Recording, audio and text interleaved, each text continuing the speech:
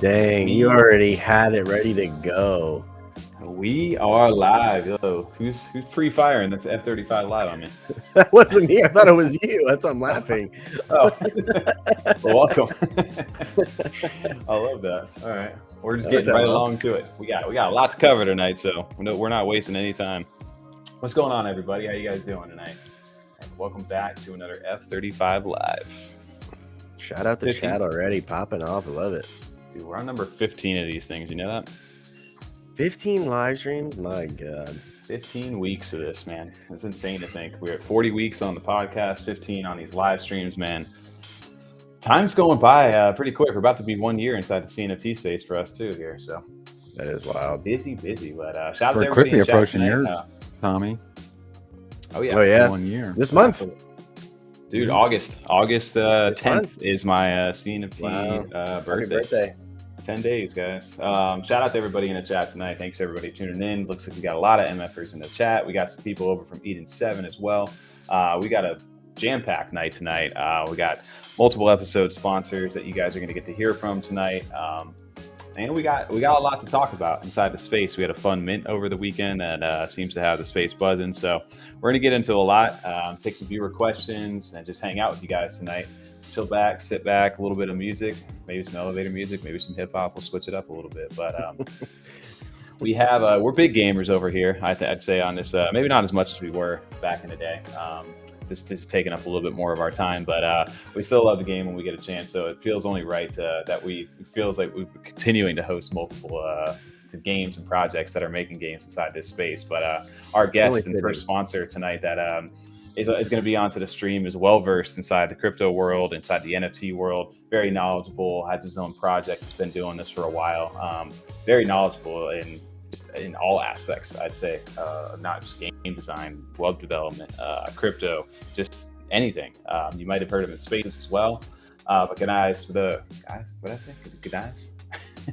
But guys, yeah, we do have our first guest and sponsor onto the show tonight. This goes by Eden, and his project is Eden 7. Guys, welcome on, the founder. Yo, what's going on, Eden? How you doing, man? You guys woke me up 2 a.m. Oh, right. We good? What a trooper.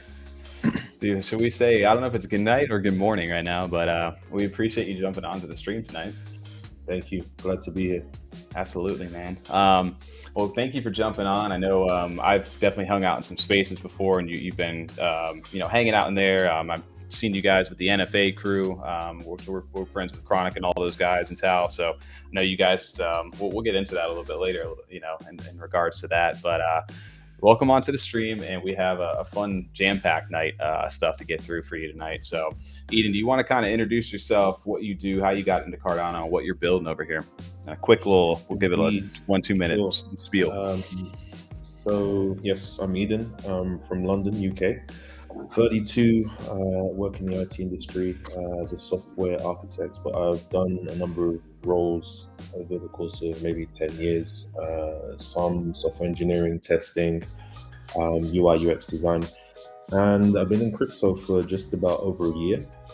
NFTs since, I believe, the summer, and I studied over in Ethereum, made a lot of, lessons, mistakes, successes on Ethereum, and then I think it was Mastodon buttons in Cardano that I first came into via a friend. Okay.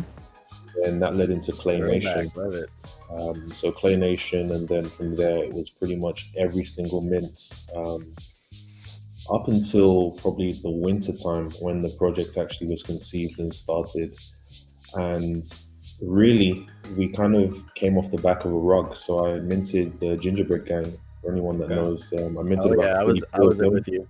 Yeah, that was my first rug, and I was sitting there just dazed and confused, just like, damn, like these guys have just made X amount of money. Shout out to Ricemont, and it's that easy. And I'm here, talented. I know arts, tech, all of this stuff. So, I just decided to, with a friend that we were actually investing together with, start the project and actually just kick it up, and that started at the end of October, and yeah, now we're here.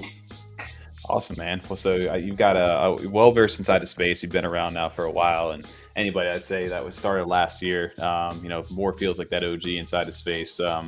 So your project Eden 7, how did that kind of get started? And just kind of give a brief synopsis of what that is that you guys have built over here, because it will feel very familiar to some of us, childhood gamers that we grew up in like the late 90s, early 2000s. Yeah, correct. So I'm a 90s baby. I was born in 1990s, and Eden Sevens is a story-based blockchain gaming project on Cardano, and it's really kind of like intended to be a love letter or an homage to gaming of that time, and also kind of fiction and media and all of the things that are consumed over 20 plus years. So manga, anime, games.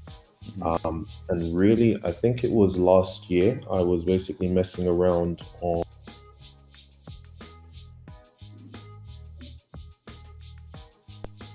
Okay, I'm back. Oh, there we go. Yeah. So last year there was a Python library called PyGames, and I was messing around with a Zelda clone. So just trying to make a little Zelda clone, run around, hack and slash, open some chests. And I kind of shelved that, and I think that's one of those ideas that everyone gets, where they're like, okay, maybe let me try this, and then just shelf it and you never come back to it. But when it came to now kind of doing the project, I really wanted to look at a number of things that I picked up on and things that I wish that I could see in a project. And really, Eden 7 kind of came about as an amalgamation of all those things. My need to tell a story and a number of different aspects. And yeah, here we are. It's a longer story, but obviously we've got plenty of time to talk about it. Oh, for sure. Also, inspired by, like I said, the games that you grew up with, and obviously some of the gameplay that we've seen that you can see on the website, and also the YouTube that you guys have. What do you guys minted, and what was the original mint date for you guys? And can you explain a little bit about what's going on currently for you? Sure. So that's actually, can I share my screen? Yeah, absolutely. That's actually a very interesting one. So we actually minted at the end of January, so basically start of February, and we minted in the midst of all of the Sunday swap I don't know, catastrophe, if you want to call it that, where there was mad congestion. No one knew what was going to happen, and we ended up only minting, well, we minted way less than we actually planned to, for a number of different reasons. And different screen. Oh, sorry, my bad. And we pretty much had to just kind of just plod on and just believe in what we wanted to do and believe in how we kind of were moving. And we had to evolve, though, because how fast this space moves. People have very short attention spans. They're just like, okay, if it's not super hype, I'm going to go here, I'm going to go here, I'm going to go here. And initially we had a plan around gamifying our Discord, in that you'd come in and there'd be loads of bots and rooms to hop in and out of, and essentially what we're selling is a story before a game or anything. So we're actually trying to sell our story.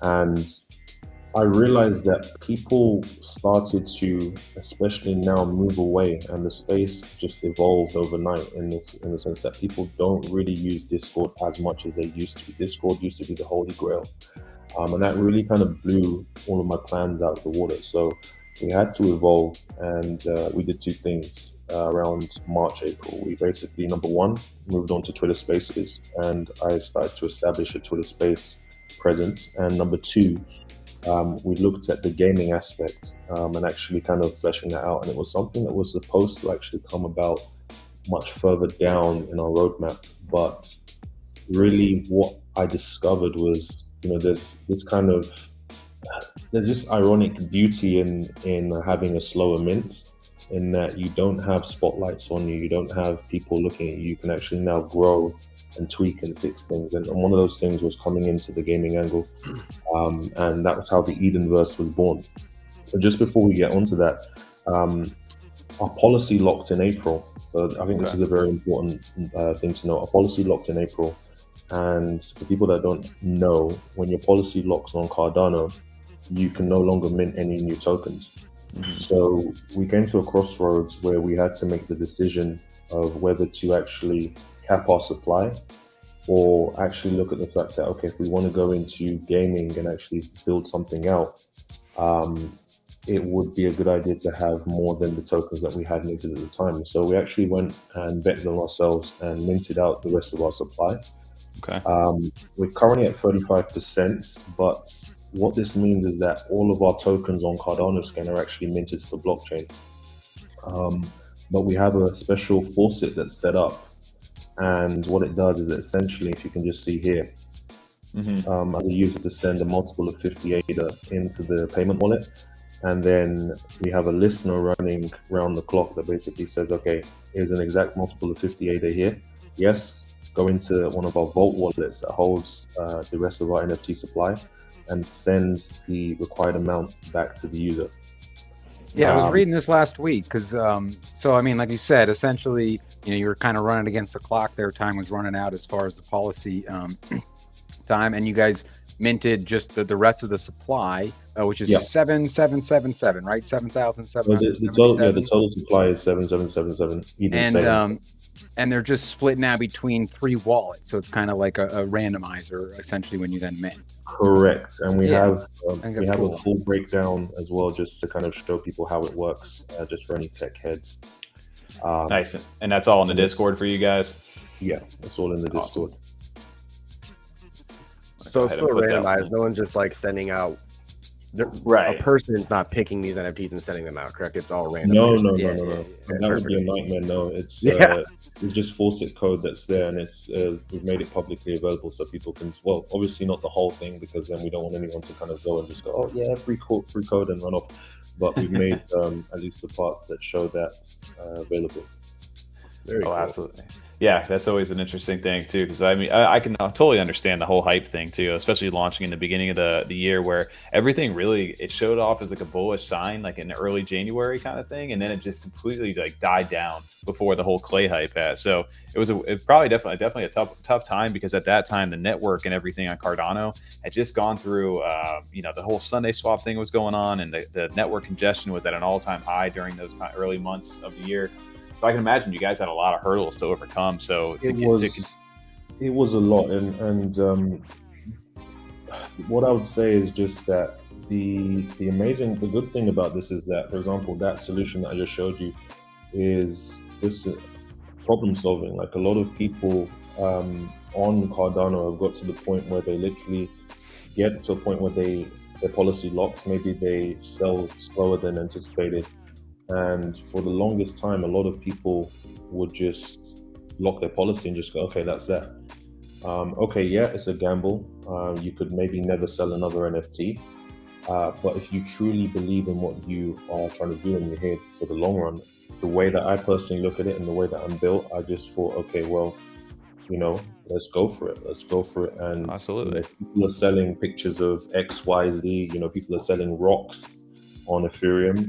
I personally own some NFT rocks. Then surely I can find a way to sell out some cartoon NFTs based around the game. So that's why we're happy to see, because that was one of the big things.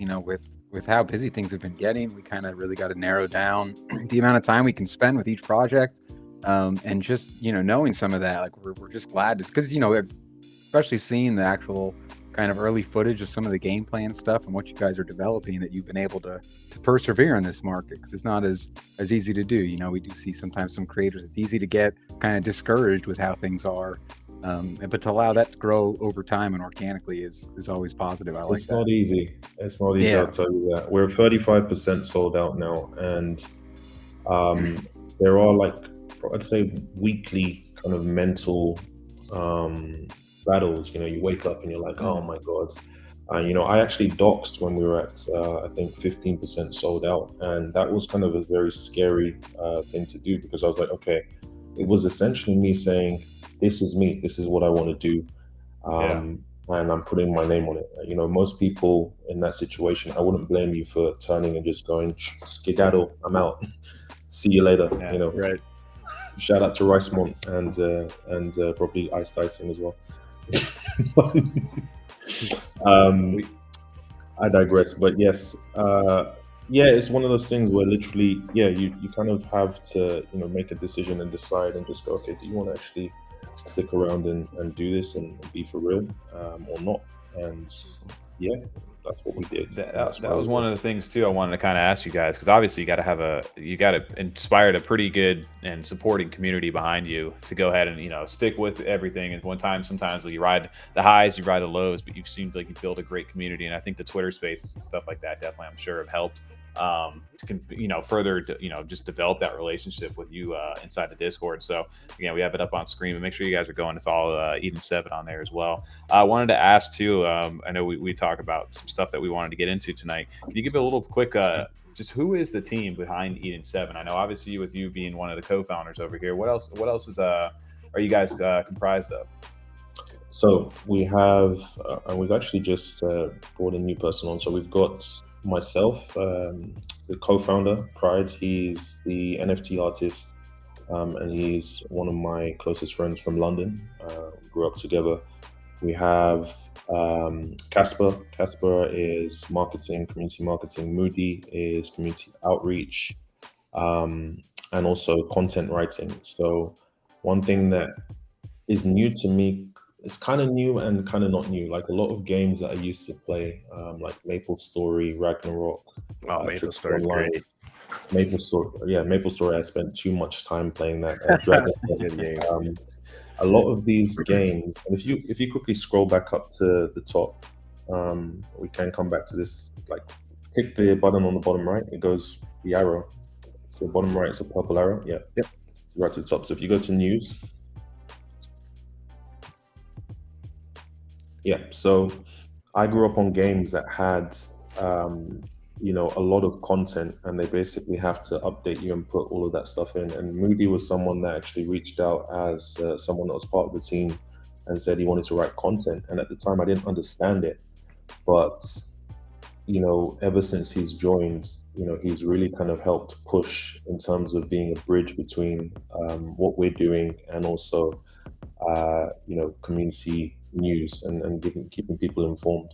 For example, go ahead. I was gonna say, it's always great to see constant communication with projects and the community.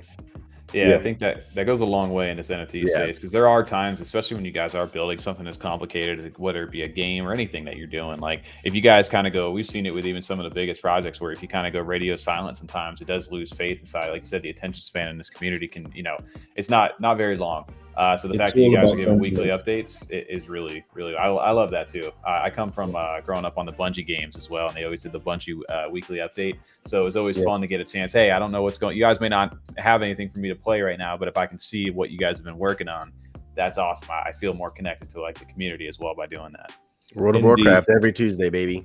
There you go. And it's like the spaces ran off sentiment. So one thing that's actually really helped us so far, especially stay just under mint price, I think we're around 35, something like that, has been just the way that we've kind of like communicated and the way we've looked at things. We've kept sentiment up, which is a blessing. It's not easy, but it's a blessing. But yeah, just to finish off that question, so we have Moody, so content writer and community engagement. Shout out to him. He just got us on. We had a really cool space with Cryptograms, I think 2 weeks back, and he's right now reaching out to a lot of his network to kind of get them involved with projects. So he's awesome. A valuable member of the team. Then we have One Space Kitty. She is our moderator, all-round mood setter. She makes sure that everyone coming into the Discord feels comfortable and everyone's up to date. We've got Mfers, our games master, so we have a big gaming side to things. So he is an FPS god, and he pretty much just moving forward, we're trying to basically make him the person that actually kind of takes care of games and unites all of the gamers, even outside the game that we're building. So playing games like Krunker, Smash Carts, maybe even League of Legends. I don't think he plays that. I do. Smash Bros. Anyone that plays Smash Bros. Don't say that around me because you could get your ass whooped. There you go. go. Afterwards. Oh yeah, he's the games master. Then we have. I need to update this page. We have a pixel artist that I recruited from the Philippines. Her name's Nif, and she's working on our in-game pixel assets, which you'll see later on when we get onto that. And then also, yesterday Squix. He's a Brazilian pixel artist that's helping me with mapping and a special type of mapping. But we'll talk about that in depth down the line. So. Yeah, we've got a big team, and we're still looking to expand because it is a big endeavor, big undertaking. But I'm definitely looking for the right people. Yeah, and it's quality over quantity. I was actually looking at that pixel art earlier last night. For that, where the walking animations that I think you guys had previewed on here. I was checking those out because we've been kind of talking about pixel art ourselves, so it's been kind of my new fascination. Yeah, I'll definitely go and run it back and show you guys. It's really interesting, and it's not as easy as people think. That's the funniest thing. It's not as easy as you think at all. But if you get it right, it's very charming. And then what we're looking at here on the front, these are Eden 7 right here, right? This is the original 7 that kind of then split into the later, I guess, races as or those character types, right? Well, we can you can click on the story tab at the top. So those are the 7 kings, and our story is basically set in the fictional world of Eden, where there's a tree, the world tree, that's looked over by a goddess Mer, and everyone in the society is living in a kind of utopia. Everyone's happy, eternal life, all that good stuff. And essentially, she leaves one rule: never go to the base of the tree. And you know how it gets when someone says, "Don't push the red button," you push the red button. Of course. So 7 humans venture in, and they end up acquiring 7 apples, and the apples of desire. And those are the 7 humans. As you go down, they eat the apple. They all undergo. Oh no. Okay. Hello. You're good. We can hear you. You're good. Okay. They all undergo mutations and become the 7 kings. And now the story kind of moves forward 2,000 years, and the setting is based around their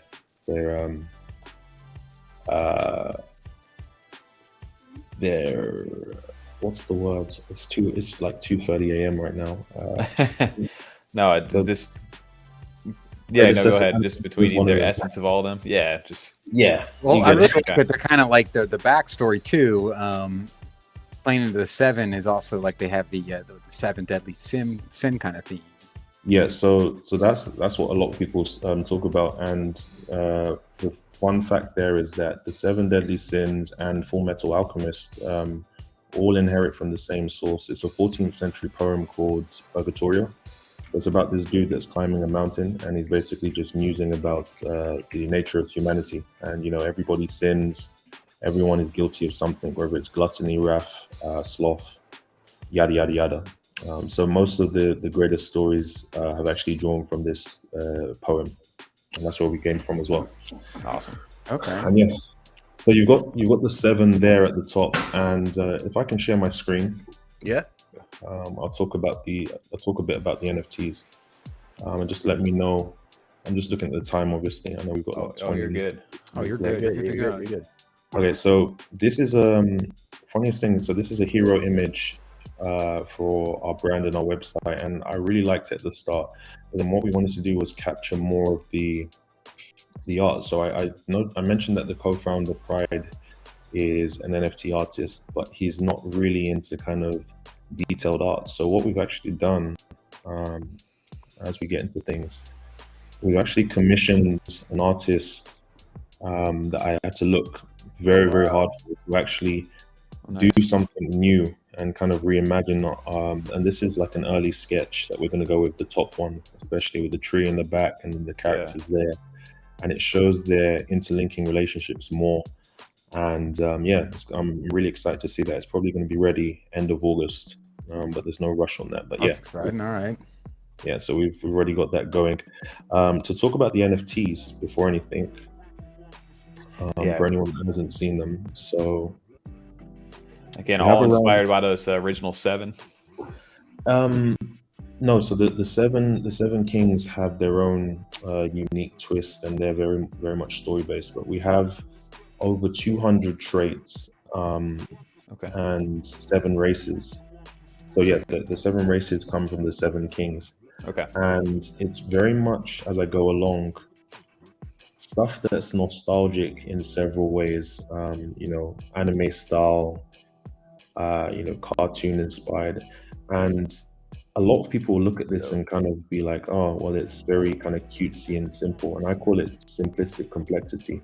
And in a way, it's been done this way because what we're actually selling on the project is our story and, you know, the unique brand of storytelling. And a lot of the times we're going to be diving into a lot of areas of, you know, morality, you know, darker undertones. And the way I looked at it is that if we basically put it across in a very easy to take in kind of way, then when I now go into, you know, telling these kind of darker undertones, there's going to be this kind of clash, you know, of just different things. And I think it will be quite interesting because people just be sitting there going, hold on, whoa, you didn't tell me there was this kind of movie. So yeah, don't be fooled by that. But yeah, it was just very simple and easy to take in, and a lot of people really, you know, have come to love, you know, the different themes. And there's a lot of detail. I love the Nikos. That's the Oh, you cast. like the Yeah. There's a lot of Neko, detail. Nico. So, for example, you'll see that, for example, on this axe, if you look close enough, you'll see 7s emblazoned on them. So we had like a little fun game that we did when we were going through the collection, and we were like, how many items can we put 7 on? So 7, 7, 7, and I got you. yeah, it's quite deep. I love the So- puppet master. It reminds me of Gengar, and I love Gengar. And also Shadow Partner, if you played Maple Stories, so having the little shadow on the back. Yeah, that's right. There you go. Yeah, there we go. Then we have our specials collection. So our specials collection was a way for us to continue to kind of create really and cool. also collaborate and do things for our community members that are the most loyal. So we've got, for example, Billy Martin. This was for one of our OGs, super OGs, Austin. Billy Martin, this is for Bro.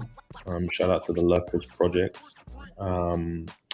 This is CMD. He wanted a succubus. This is Dan. Damn, I like that one. Yeah. This is Cryptodrams. Oh yeah, you were showing us that one later. That one's perfect. That one's man. great. I I love love that one. I love that one. This The is colors on these are fantastic. Like the color blending, like just the and the backgrounds and stuff. That's really Yeah. what draws me into a lot of these. We have a very unique workflow, and it's very much a team effort. But I can mention that a bit later. But we have Fan. Again, anyone that knows anime or recent kind of like stories will know this guy. I think it's Gojo. This is Crypto Kev, a super OG. Yep. Moody, our content writer. So again, you got cool. the pen, likes the angels. This is Murphs, the game master. I think this is Black Clover. And this is an unreleased Ugly Bros. That looks so good, That dude. looks so perfect for those, man. It's cool how you have your own unique art style for each one of these, but it still like feels like I said, it's like, you know, your style Eden on that, but it's a cool way to bring those all together. And like Tom said, I think the colors pop very well. Your traits are very well done. All of them, even a common one, I would assume, like to according to the rarity rankings and stuff like that, looks like a detailed, like, oh, that looks kind of rare to me, kind of thing, which I think is really cool and important in traits. Exactly. You know, recently we had our Bright Pals one that a lot of people didn't know about, that I brought back, you know, because shout out to Alays, you know, they've taken over the Bright Pals project. So we always had this thing where it was like, okay, if we're not giving it out to community members, how can we, it's like a challenge. When we meet another project, we look at their art and we... Oh, we're losing you for a sec here. You might come back to us. I'm here. Sorry. Okay. Am I still here? Yep. There you go. Okay, cool. Yeah, so we always have the challenge of how do we blend our style with other project styles, and we haven't failed yet. So The Ugly Bro is great. Yeah, dude, I love the artwork on us. So those one-on-ones have just all been created with all the actual different community members or special guests or things along those lines that you guys have done. Yes, they all have.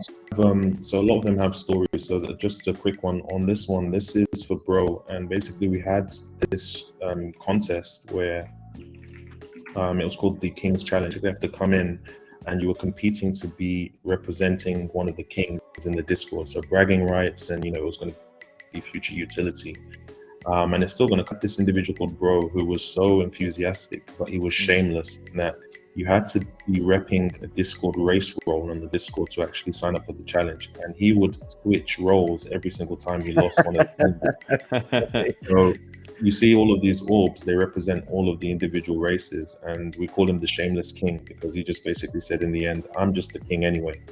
Right. He didn't win any of the challenges. So we had to make him awesome, special for that. It's called I win. Exactly. That's it. So you see in his expression, he's a shameless individual, but we love him. We love him. Shout out to Brooke. So as far as the NFT goes, are they playable in the game itself? The ones that you mint? they will be, and we will talk about that in 1 second. The last thing I was going to say from NFTs is that another thing that I did is that when we were creating the collection, I kept in mind just like the overall story. So I'm the storyteller, and a lot of the traits that we have actually can now be repurposed and used to create new characters to tell different parts of the story. So this is the pet sage. We handed out 100 eggs. We airdropped 100 eggs, I think at the start of last month, to 100 lucky holders. And he is now like the guy that's overseeing an event where you come in every day and play a mini game to win some of our MER tokens. That's our project token.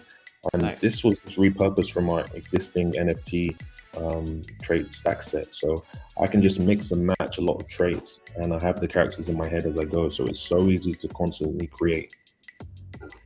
That's so cool, man. I love the creativity. Like you said, each one of these looks unique in their own right. So you guys have done a great job with the artwork. I think you guys have nailed that down. I remember I minted one a little while back, and I was like, oh, this one looks super rare. And I looked back and I was like, oh, the rarity ranking on it's not that high. But I was like, dude, that looks sick to me. So that's all that matters. I have an ancient wither, baby. It tells the story. Absolutely. I wanted to obviously go on to the game aspects because you guys were talking about a lot of the kind of video content. Is that okay? Yeah, absolutely, man.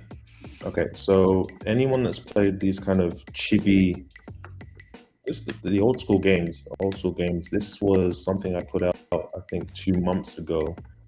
It was just me messing around with some combats. And this is a mage class, so this would essentially be the shaman. That AoE. Yeah, too overpowered. We're going to definitely have a cooldown, and yeah, it's not a little bit of balance. Don't nerf it, it's great. I was just messing around. Well, it's good too. I mean, this is a good test. Look how much stuff is going on screen. You know what I mean? And It's pretty running and stable. It's pretty cool. Encouraging. And even then, for example, like a big aspect will be our mini games. So this is another old video. So it was just me, and please do not judge me based on how bad I'm doing here. I read the dialogue for this, and I thought it was perfect. I was actually going to say, TJ, when I was watching them, because we just did a recent, we did a little video for our Mallard Order mint video on Saturday, and I did like a little dialogue box similar to how you have in this game, and I even love the dialogue sound you guys picked. Yeah, I couldn't find one that good. The sound, or the sound that comes up as the dialogue reads across. I was just making a video with a similar effect, and even that, when I was watching yours, I was like, that's what I was looking for. This is so much better than the one I found. I'll send that to you. I'll send a few to you because it sounded great though. They're blips. You can find them on YouTube, and it's literally like beep beep beep beep beep beep. And so I'm sorry. So that was there'll be these. That was obviously a simpler version. It almost seemed like one of the games at like the carnival or the fair where the ducks go back and forth and you shoot them. That little mini game you were showing there. Yeah. It was just an example of that. And one thing that I'm trying to do along this journey is also educate people on different aspects of game development as I go, because I'm not intrinsically a game developer, but it's not too far off, and I've learned a lot in a very short amount of time. And there are so many things that go with even just a small little shooting mini game. And essentially what our game is going to be, and I don't really like the word game because it has a sense of finality to it. Like, you know, you bring out the game and that's it. And it's like, okay, thank you. What's next? It's a world. So it's an RPG game world or hub. And really people are going to be able to experience the story first and foremost, play mini games, you know, interact, earn the Mer token, and, you know, just interact with the world and help shape it as well. So there's going to be a lot of choices that come down to, you know, participation from the community. You know, it's pitching and saying, okay, we like this, we don't like that, we like this, we don't like that. And that's really what we are going about. A lot of it's story, and that's the thing I always keep on pressing. So we always have, you know, like I said, all the dialogues. Shout out to Tao Crypto down there. This is cool. I remember this. I'm Tao Crypto, and it's just like, yeah, the walking around and all that stuff. Because this is what I used to love. I used to love the fact that, you know, before we had graphics and all the kind of crazy mechanics and all the technology, it was just about the story. You know, my favorite game is actually Final Fantasy IV. I think, yeah, Final Fantasy IV. That's one of my favorite games because I played that and I was just sitting there halfway through and I was thinking, this is so good, but I didn't actually want to like this game the whole time. This is so good, you know what I mean? And then there was Link to the Past as well. Zelda Link to the Past, great game. Final Fantasy IV, I played on that on Game Boy Advance. That was like back in those days. I was able to play on Advance, which is what I loved about it too, is that kind of like how strategic and complex it can be for something where it doesn't just kind of rely too on shiny bright lights and loud noises, you know, like a Michael Bay movie or something. It has some actual substance there behind it. Like the game itself also has to be strong. It's not just, oh, this looks nice and I'm kind of bored with it now because it's not engaging. There's nothing deeper to it sometimes. If there's exactly. And if you watch Doctor Strange recently, I watched Doctor Strange. Well, watched the Doctor Strange 2 just 2 days ago, and I'm sorry for any Marvel fans, but that was garbage. And I was just sitting there like, they spent so much money on this 2 second, you know, whatever this is. Like the effects were crazy. But if you don't have substance, then you don't have anything.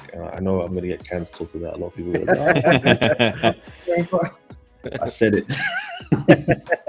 I said it here first. No. You see it a lot in games. You see a lot of games that come out and it's like they may look fine and they look good and that's always positive, but you just find yourself not even playing after a week because it's like, I don't know, I just wasn't engaged. I did everything I could and it was about there all there was.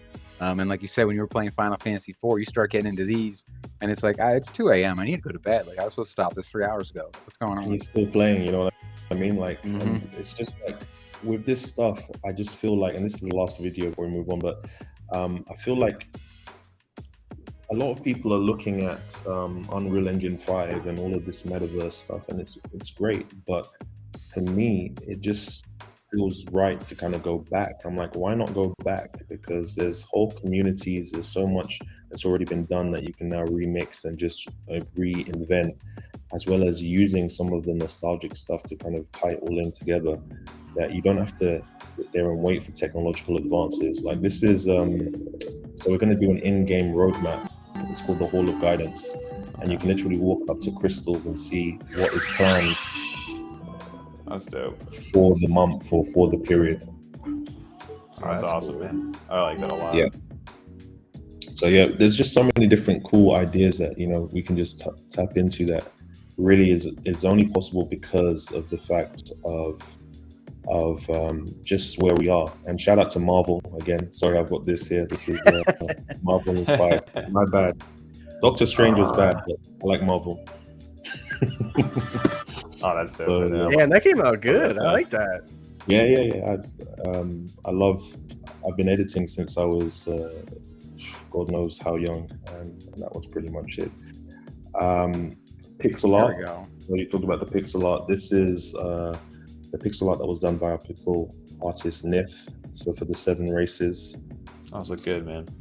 Yeah, it's cool. These are the models, and it's been quite a journey trying to kind of get these right, because even just the walking, these are actually supposed to be 8-way sprites. So you can do 4 ways, which is usual, but I wanted to modernize and try 8-way. But we might actually still stick with 4-way. I'm not sure, but we'll see. Just to kind of go into pixel art, so I've got some clothing. So our beta test is delayed. It was supposed to come out within last month, but we had a few setbacks that kind of came in a number of different shapes and forms. But we've actually just pressed on and added more things that we wouldn't have had in the first place. So our beta testers are people that hold 20 Eden 7s, and they're going to have this beta costume. So we started with this, and then we basically just went through the process of trying to, get something that actually is cool.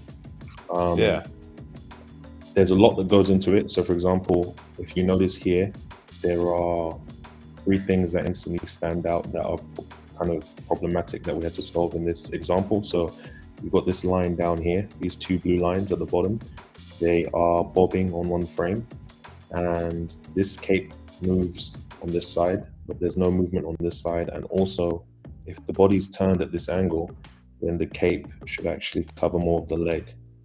And then finally, also actually the beta writing should actually reflect the shift in direction. So again, people see pixels and they think it's so simple, but I can imagine all the work that has to really go into that, man. Oh, it's crazy. I had to, I'm a nightmare. I had to basically pick out all the detail and get Nif to kind of update that, and she did it. Cape moved over here. The writing moved. The lines. That's so cool to see the process. That's awesome. Yeah. I see your notes. That's very cool. Yeah, I love to see these behind the scenes like this. Like I said, we've had other projects on Raccoon Syndicate. I think was the most recent one where we got to see the 3D modeling of how that was done. So to see, like I said, even on the pixel, you said it's such a simple concept, but at the same time, there's so much that goes into that. It's the best thing to do, and you should actually do that. And the great thing about this is that one of the main things that people that look into the project will start to kind of see is that there is a link that we're trying to establish between pixel assets and NFT assets. So for example, this beta outfit for our super holders that hold 20, when the beta launches, most definitely this month, they will get an airdrop of an NFT version of this beta outfit and the Scouter as just one of the airdrops. And finally, this was just something that we are still working on, a basic attack string.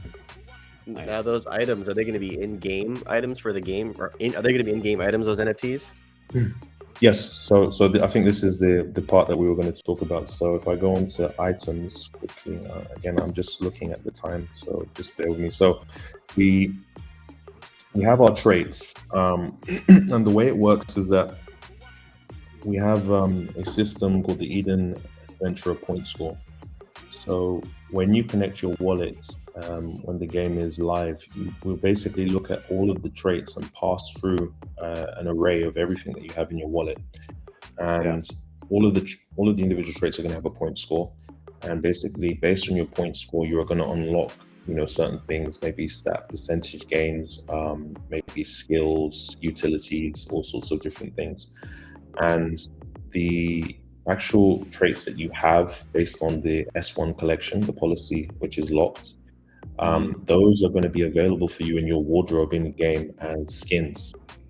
But in game, you can actually, for example, kill a boss, or participate in the competition, or go to the adventurer store and use your Mer tokens and buy specific items that will come with skills. And essentially what you need to do is that if you get the item in game, so let's say you kill a boss and you have a dragon sword, you will now be able to use this. You can just run around and use it, whatever hack and slash, or you can go to the summoner's altar in game and actually mint an NFT version of that sword. And when you do that now, we can actually check your wallet and unlock a skill. So you're essentially unlocking the potential of the item that you've got in game by minting it. So this is what I'm talking about with the link between the items. But just to show you some of the items, this is the first one that was sent out to super holders. Again, 20 Edens, there's only 14 of these. This is the super jetpack. So if you kill a boss and you get like a weapon or the jetpack, instead of, if you don't use it yourself, could you sell it as well as the NFT or no? Exactly. Yeah. So you mint it, you summon it, and then you sell it. Nice. Awesome. I like that. So people will be able to do all You sorts can just of things. farm bosses and loot and stuff. I like that. Exactly. We're not play to earn, we're play and earn, because I personally do not see a real future in play to earn. Controversial, but that's just my take on it. This is an ultimate tier item. So this is an item that you get especially once you mint or you own one of the 1/1s. So one of our 7 1/1s have been minted. The King of Pride, the Angel, and Leif. Shout out to Leif, he got this. We just actually reworked and updated the metadata, and this is what it looks like now. So it's ultimate tier. Everything is animated. Yeah. That's the King of Heaven, right? Yeah, the King of Heaven, the Angel. There you go.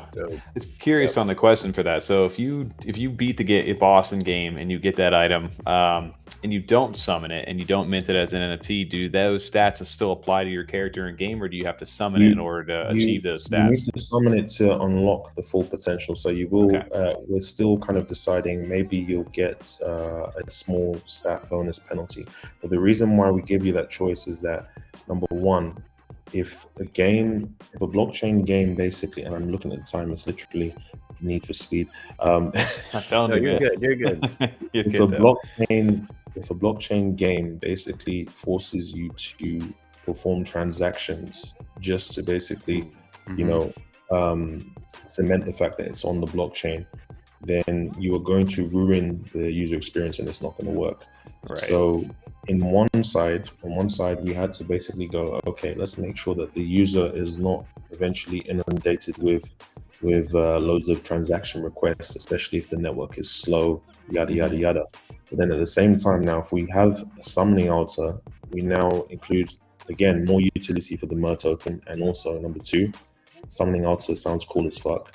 And number 3, you can essentially, let's say you have 5 weapons and you've been, like you said, farming all day, then you can actually mint all 5 of them at the same time in one transaction. So everyone wins. We save. Wow, perfect.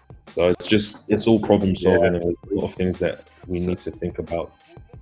Yeah, no, it makes sense. If you're playing all day, then you don't have to actually mint every single time you get the weapon. Like you said, before you get off for the day, you go ahead and mint all 5 just to save the money in the transaction fee. That's perfect.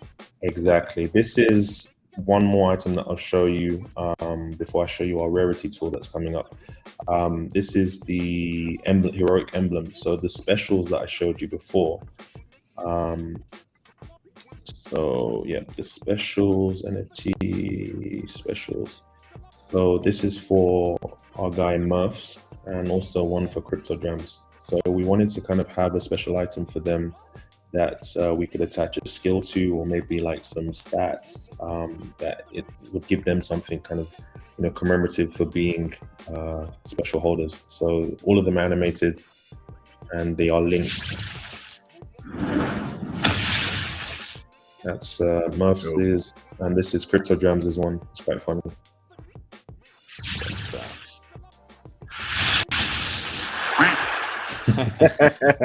Like, that's perfect. You get it. So finally, the familiars. We've actually got familiars that we've just actually dropped out now. So this is one of the 4 normal familiars that we have, and they're gonna have skills and little stats. And these were from the eggs, right? Just for they're from the eggs. They all have their own. And now these were in the eggs that you guys did. Yeah. There's about 34 different varieties at the moment, and yeah, that's pretty much it for items. But there's a lot more to go, and the white paper that's coming out definitely this week. I said it was coming out last week, but this week will kind of be very, very detailed and show everything that we've got there. Well, you got people inside the chat here, and this is one thing for me too, where it's sometimes hard to get inside of these, into every project. So this is why we love doing this right here and getting a chance to jump on. But even some of the other people inside the space, like Energy Ryan out here, becoming a big fan of this, and Axamander over here. This is very cool. You've got people inside of the chat too who may not have checked this out, but it's like, to me, it's like, how are you guys not sold out yet with some of the stuff that you guys are doing? And there's a number of different things, and I think this is what I'm saying with the beauty of of our situation, I have really grown leaps and bounds, skill wise, and also maturity wise, and also as a project lead. And it's like I feel like I've had to grow into this. A lot of people get their success, they sell out, and then maybe they kind of make some mistakes after the fact. And I just actually feel grateful, and I give myself a pat on the back that we're still here. And I'm learning lessons that, you know, we're at the point where you can't really take away any of our fan base. A lot of situations, you know, you see pump and dump. But for us, it's organic and it's harder, but we're going to get there eventually because, you know, we're building, and I'm going to be here until the cows come home. So sometimes that's the best beauty of an organic mint like that, is that you build your community along the way, and eventually when you do sell out, you know, you forget all about, you know, you don't forget about it, but that time period was worth all that grind and that effort, because now you have the people there in the long term that are supposed to be there. It's not for everyone though. It's not for everyone. So you know, I won't kind of wave the flag. I have two more things, and then that's that. Can I show you them? Absolutely. So one of them is just a bit of value for your viewers. When it comes to mapping, so one thing that we're looking at now is reviewing the maps.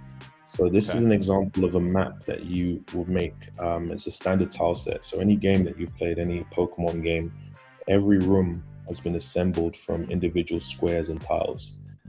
So all of these assets are placed on the board, and this looks really flat. It's very basic, very flat. And this is the standard tile set that you will make in this style. But then there's something that we're now doing called parallax mapping, and the new pixel artist that we brought in is an expert at parallax mapping. Unfortunately, I'm not willing to pick up that skill right now on top of all of the things I've got. So just one more thing, right? Yeah. He's been doing this since the age of 12, and you know what he does is essentially he basically creates. Those look nice. These are the same assets.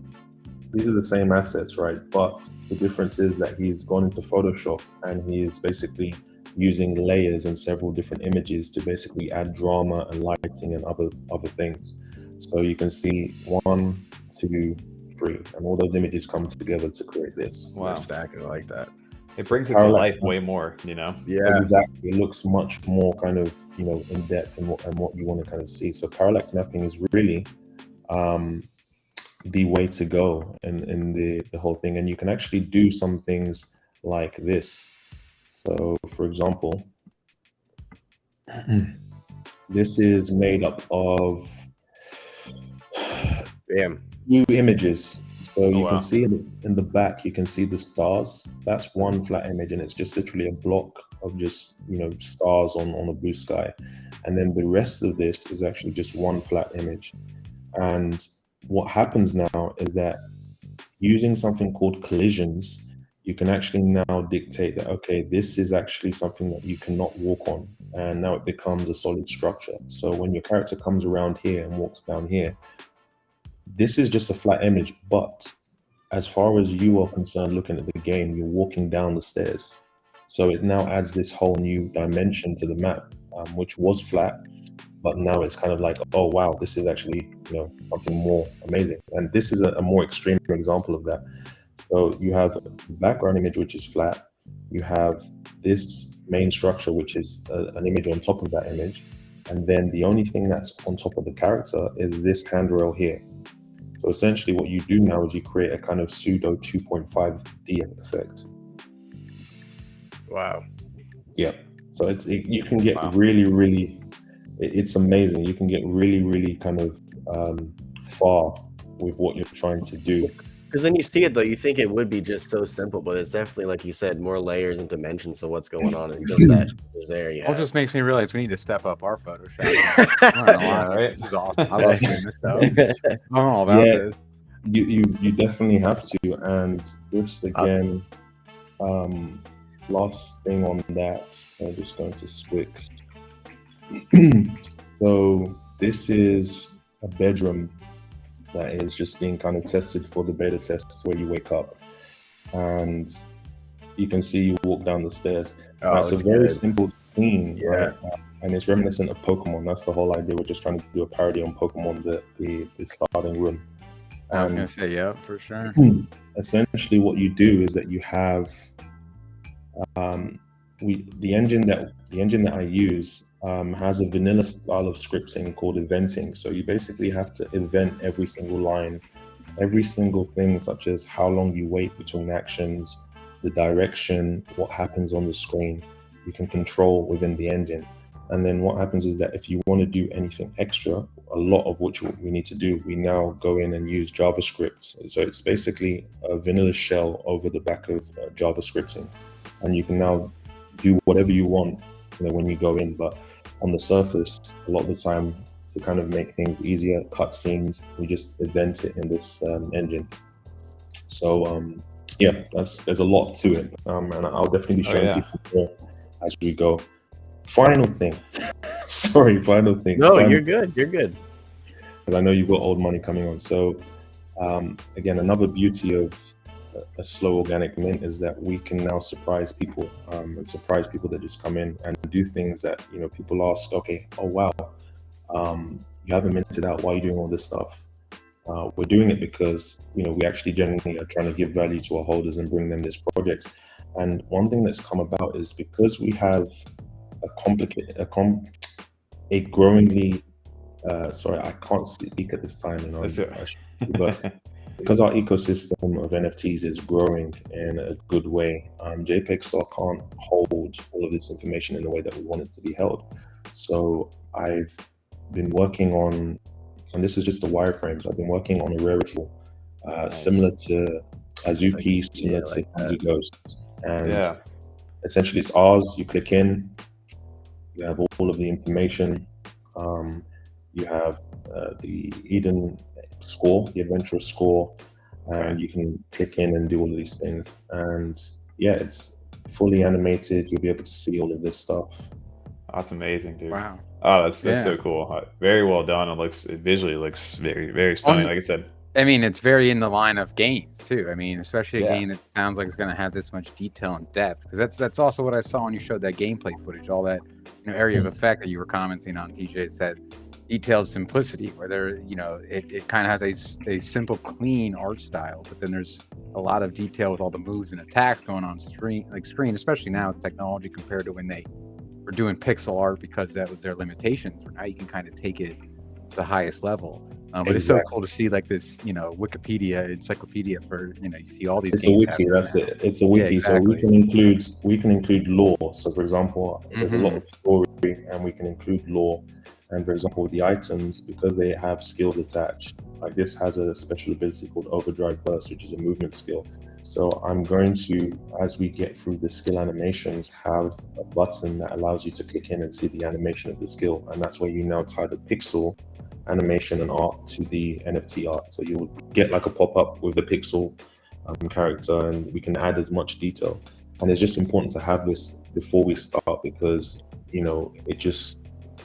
it will save the headache of having to go back and do all of that stuff. Well, it just makes it easier too to purchase things. Like you're just even saying, you don't have to see what item is good or which one you're looking for. It's all on this one site. You click on the JPEG link or the CNFT.O link. Everything is right there for you to have access to. Yeah, it keeps it in your ecosystem, which is good. You said you sleep, but you do a lot of things. When do you sleep? Dude, hey. Listen, my brothers, I'll sleep when I die. Like right now it's Edens. There's no girlfriends, there's no friends, it's nothing, no hobbies. It's just this project, and number one, getting it sold out. Then number two, number one, getting it sold out is important, not because we actually need the money per se to develop. We've actually done a lot, and we continue to do stuff because I made sure that before we started this, I was good financially. But number two, it's because I just want to put my holders' minds at ease that, okay, we've sold out. I don't want them to be asking, why isn't this selling out? And then I can just do what I love to do, which is just create, and I'll just go crazy, and you'll see all sorts of things here. So yeah, I'll sleep then. I'll sleep when I sell out. Well, we really, like I said, we could probably get into this. Like, we said an hour. You're like, oh, we're gonna make it through an hour. Man, we could talk 2 to 3 hours here, right? But we don't want to kill your sleep schedule, and we don't we know you're a busy man at the same time. So anybody who wants to check out Eden 7, and like you said, the mint link, it just got dropped inside the chat for you. These are 50 ADA, correct? Yes, 50 ADA. Perfect. So if you guys are interested in the project, want to support, make sure to jump over to the website there. You guys can mint yourself one, and hang out in the Discord, or follow them on Twitter as well. I know you're always in spaces. Do you have a schedule for spaces, or are they kind of whenever you guys feel like it? So I'm cutting spaces. I've been cutting spaces down now because I have so much to do. But Fridays we have a Throwback Fridays kind of music space where you come in, play usually around 90s, 2000s music, and we do deep dives. So we did a deep dive into Kanye's whole discography, Kanye v Drake, yada yada yada. Yeah. And that's on Friday. Dropout, best album. Just saying. There we go. That's Fridays. Oh, yeah. That's Fridays, but then Sundays we have our Sunday update show and a small space just to kind of bridge the gap between our new Twitter base into Discord. So we start on Twitter and we move over to Discord. I will be starting up another segment at the usual time of 10:30 p.m. UTC every single day, just to talk about a number of different things, mental health, the crypto space, and so on and so forth. But that's kind of in the back burner for now. But I'm easy to find. I'm very accessible, whether it's DMs or Twitter. And that's it. Awesome, man. Well, thank you so much for jumping on tonight. It's been super informative. I thought I had learned a little bit after the first time we had talked, but even just now, there's so much more to it that I still haven't known. So I mentioned my first Eden over there. I think I might grab a couple more just because I love the art style that you guys have. So any chance that I get eventually to play the game down the line is something I can stand behind. And I really appreciate everything that you're doing for the space over here. And thank you so much for this. Like, just again to shout out. I know the old money guys are probably around the corner, but you guys are doing this right. You sat down with me for I think 2 hours, and we spoke for 2 hours about the project and everything. And Timmy and J Crypto did something similar. And this is what it should be about. I've talked to a lot of YouTubers, and it's not even about shade. It's like you can tell the difference between people that actually want to shine a light and do like a mutual exchange, and the people that are just trying to capitalize on people for projects that just reach out to you, send me this ADA, or they'll say, oh, send me this USD.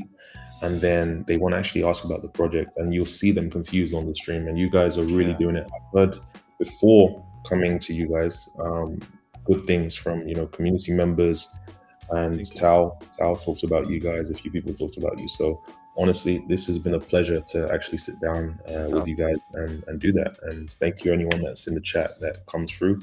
Check us out. 50 ADA. I think the floor price is around 35. But mint it. Don't buy in secondary, guys. Mint it. There are lots of rares. Well, if you want one of those, there's six of those ultimates left. Those 101. 6 ultimates, and also the white paper is coming out. It is coming out this week. I will not sleep until it's out. So it was out last week. But yeah, it's a perfect time to jump in and join us. And that is it. Thank you so much. Thanks for coming, man. We appreciate that. Absolutely, man. It's been a blast and getting to know you a little bit more, and I look forward to chatting even after this. Like you said, it's a good way to meet people. It's a good way to learn more about their projects, but it's even better to hear the backstory and everything, all the hard work that you're putting into it. And you can tell you're truly trying to develop something great here on this platform and develop a good community. So thank you for everything that you've been doing. And if you guys want to come and do, for example, if you guys start to move into Twitter Spaces, or you're, for example, doing a panel and you're just talking about the space, hit a brother up, man. I like to absolutely talk. For sure. I was gonna say, for sure, Tal and that whole NFA crew talks highly of you as well. Yes. Those are my guys. Shout out to NFA. But hit me up. We'll talk. We can do some things. And thank you so much for the stream. I hope everyone enjoyed this somewhat. I tried to bring some education on just pixels outside of just trying to sell. And I'm gonna go to bed because it is 3 a.m.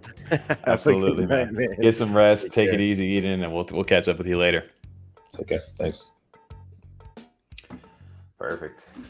That was awesome, man. That was cool. No, dude. I respect the hustle that he's got going on right now. 100%. And there's so much depth to that project. Like I said, it blows my mind after learning a little bit more about it. How I guess it's easy to get just passed over as time goes on because there's always so much happening, but I think it's important to revisit and see that he's still building throughout this whole entire this journey that we're in inside this space as it moves forward. So I was gonna say we have to do a deep dive ourselves on the podcast or something again, just to really take a little more look at it even more. For Eden? Yeah, absolutely. Well, I just sent in 58.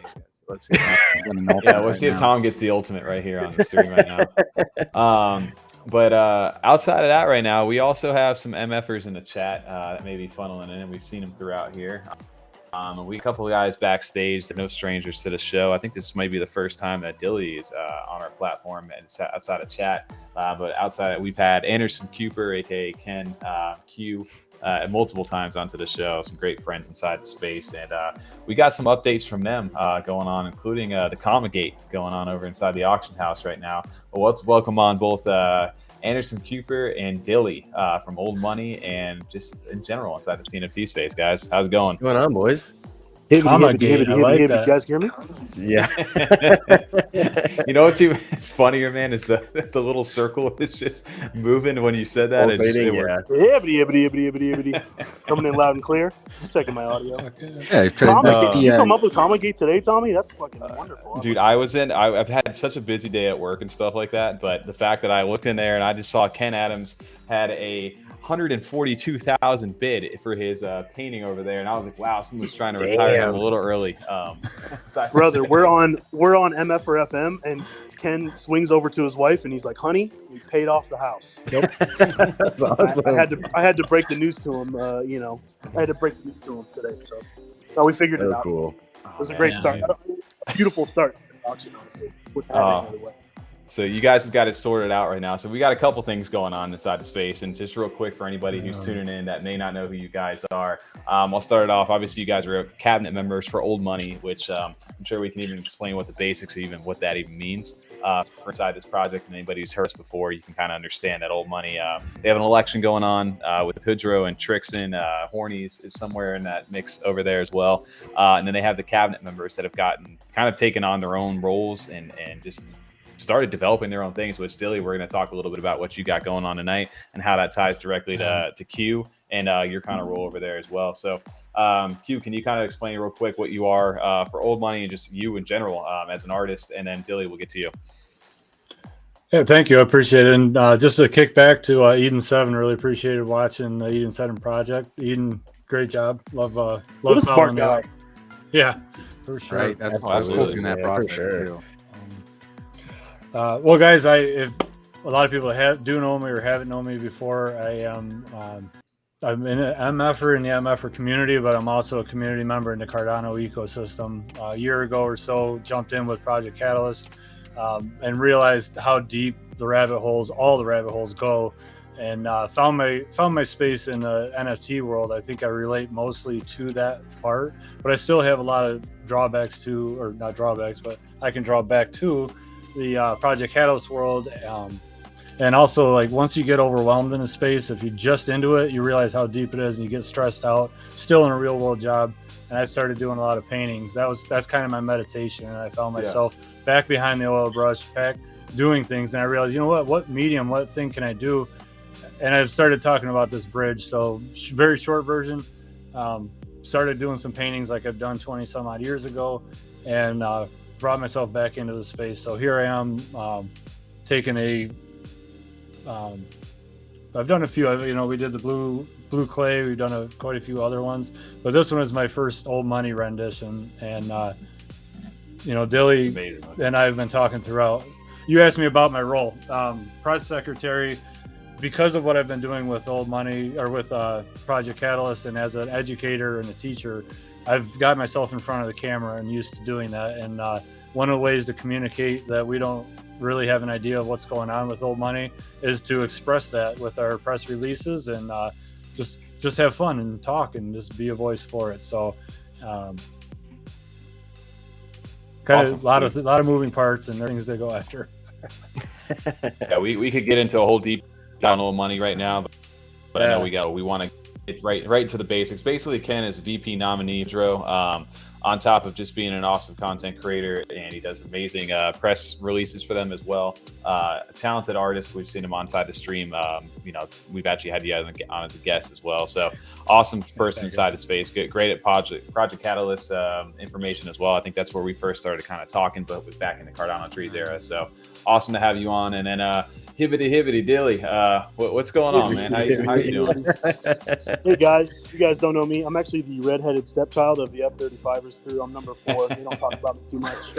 he's behind you're the scenes. you're the Jon Snow. I'm the 4th member of the baseball cap gang tonight as well. So. I'm glad that everyone got on that same text thread and linked up the. We got the memo for sure. I'm just a guy, man. I showed up in the Old Money Discord like everybody else, and I fell in love with it and started causing as much trouble for the project heads as I could. And finally, they were like, you know what? If you're just gonna keep messaging us all the time, you might as well just be someone around here. So got lifted up to the cabinet, and the rest is history. Amazing, dude. And then you've kind of taken, like you said, a life of its own, and that's why I love the cabinet for what Old Money has done. And can you get how did you guys get onto the cabinet? Was there a certain quota of bills and stuff that you had to hold, or did you just hit them up, like you said, just bother them enough? How did that happen for you guys? Bribery goes both ways. Yeah, for me it was. I joke about it, but it was literally like I was in Hood and Fritz's DMs every day, like, hey guys, we should do this. I have this idea. I think we should do this thing. And they were like, God, if I could do anything to get this guy to leave me alone, like I'll just give him his own. I'll give him his own role. Give him some busy work. We get voted in. Yeah, we get voted in. So I think I got a unanimous vote in from all the seating members of the cabinet. That was the rest is history, like I said. Oh, dude, that's amazing to get a chance. Like I said, it's a whole different world over inside of that Discord. But you guys have brought it alive. Like I said, the MFRF, FM radio, talk to people, and I've done it myself. Just hang out there throughout the whole entire day at work or something, and just listen. And you get the ads for Old Money coming in. And then your auction house, man, it's kind of taken on a life of its own. Part of the reason why we got you on side the stream right now, because you guys have a 24-hour auction that ties directly to Q. And what you see behind them, we have an actual 0.2 bill up for auction, the NFT, as well as the physical painting, as well as the horny pimp kit that associates with it, right? So it's some new technology that, Ken, you're kind of bringing into kind of pioneering a little bit, right? In a way, yeah. The technology is not on my side. I'm using the tech, and NFT Link is actually the company, and they're the ones that are building up to what's linking it to as a physical asset that is an NFT itself. So, all of the art that I've done that's CNFT related or Cardano setup is that I'm gonna look at this piece of art. That's my muse. That's my medium, and I'm gonna do my rendition in oils. And that's all well and good, but how do I hand that off to somebody? I can sell it as NFTs, and I'm already doing that and experimenting with that. But now I want to get into this in real life artwork, but not just sell you a painting. How do we've talked about proof of ownership. What is proof of ownership, and how do we use it in the NFT space? This is what we're doing right now. So right now, that little plug in the bottom, I'm waiting for the little physical NRC chips to show up. Once those show up, I'm going to epoxy that right into the frame. So the painting itself is going to have the NRC chip in it, and the NFT that is a photo of this rendering is the asset. And if you ever want to prove that you own it, you just scan the NRC token with your phone, and it brings you right to your either Pool PM or Pixel page, whichever version you want to, and there it is. Great conversation piece. If you're flashing this, you're like, hey, check that out in your house. Now you can not just talk about it, you prove your ownership because you have that NFT for it. Ken, this is so well done, man. This is really good. Very detailed and so well done. I'm not just saying look at the it looks really good. Look at the Rottweiler. Dude. It looks so good. That's my favorite part. That's nuts, dude. I can't imagine the actual NFT. I don't know if we have the link. I can find it here in one of the chats. What the actual horny it's in Dilly auctions too. If you need to. Let TJ find it. Yeah, I'll find it. Inside the Old Money Discord, dude. So yeah, the whole thing behind this right now, Ken, obviously first off, like TJ said, your painting skills, I don't know if you're getting better out there or what, but I've seen them like the oil paintings. I didn't know how you could get so much detail into this or make that look so good, but as far as the scanning, even for the picture, man, it looks spot on. So as we get to show the actual NFT itself here, which I know you got it right there on the background, take a look at the actual 3 foot long. the actual piece on a blockchain. You can get a second once TJ pulls that up and compare it to what it actually looks like in real life, man. You would nail that. Oh, thank you. And part of the lot too, guys, is that you not only get the bill and the HPK, but you also get an NFT of the painting. Right. Dilly's got you covered, baby. Like, we got everything. Dilly, can you explain real quick while TJ finds that image over there? What is your role in this? We've got Dilly's privates over here, which I know is a whole DP. I mean, they're looking great. Acronyms are amazing. Great. But what exactly is your role inside of this auction house? And how you play into this? Well, I just want to say that my privates have literally never looked better. We started off great, right off the jump with someone completely breaking the whole thing, and me having to basically find Hoodrow because he was in a coding coma from getting the election set up. But in short, every Discord has that kind of, they all want to do auctions. They all want to do kind of sales. It started as kind of an inside joke where someone was like, hey, I'm going to sell this hand, whoever gets the highest bidder gets it. And I just kind of was the guy who was there at the time. I don't know what I was doing, but I was like, hibbity, hibbity, hibbity, 300, going once, going twice, hibbity, 350, going 4 times, and we kind of made it into a joke, and we actually sold something. And then I don't remember who it was, but somebody was like, we should have a channel and do this. And I was like, I had that Ratatouille moment, where he eats the Ratatouille and his whole life flashes before his eyes. Yeah. And I was like, we're on to something big here. And it's really taken on a life of its own. I have an entire team. Quickly shout out to MF or Nick G, MF or Veridisco. Couldn't do anything without them. So we are the Commissaire Prisé team at Old Money. So we kind of set up all the stuff, and I couldn't even get into how much work goes behind the auction house. But yeah. Dude, absolutely insane. And this is the actual NFT portion of the actual oil painting itself. So I'm gonna find Ken, I don't know if you have that over inside the chat there. I want to show the actual horny pimp kit too for Old Money. Yeah. So 001. While you're looking at this, I want to just do a quick shout out to Tyler with Spaces, because the Stella card, they give all their metadata, and that's how I was able to make the metadata on this one look as good as it is, where it just has the sound link and it isn't all ugly. Oh wow. So yeah, quick shout out to Tyler from with Spaces, and for sharing your metadata the way you do. I was able to work through that last night. So HPK on its own, I'll drop a link for shout out to the F35ers real quick for just nonstop grinding live streams with random projects and listening to people babble on about whatever. You guys are absolutely crushing it. We love it, dude. I love watching you guys. Honestly, it's just a ploy for us to get as much information as possible to use that for our game. It's excuse to stay in my game room or our office every night, Yeah. 1,000%. You guys get the best ADA in the space because all these projects come to you and they're like, here's a bunch of info that no one else knows, It's genius. Absolutely genius. So this auction's going on right now, and I can see if I can pull some of the images over. But Dilly, you've kind of got your own the orphanage, the open house, the privates. This is really growing into something kind of big right now, and it's just awesome that Ken gets to be the first one, or Q over here. It drops the 3, what was that, 3, 4, and 1 right here? You get the 3 NFTs plus the actual physical painting. 4. Yeah. I wouldn't have it any other way. Me and Q have been kind of plotting this kind of like rotation into Dilly's privates. Q said that, what if, as long as I made like some kind of privates, then he would always support my privates. And I told him, I wouldn't do with anybody else. So I wanted a space where, 1-for-1 art. Old Money is a project where we have a platform where we can kind of have, you guys have seen the back of the bills. And we have a lot of really talented people in the community. So I always wanted a space where, the auctions were such a hit. I always wanted a space where 24-hour auction, silent auction type things could kind of live and breathe and give everyone all over the world a chance to really participate, Yeah. Well, I know, dude, it's really, like you said, it's evolved into a spot right now where this, it's got a little drama going into it right now, because you said you've got a team built behind you right now. I know Hoodrow and they were helping with the tech, and that led to an amazing event inside the Discord today that you guys have tweeted about. Can you guys give us a little quick backstory on what happened? I don't know if it's what is being referred to as. I called it Comagate, really. I don't know if you guys have a name for it yet. Yeah.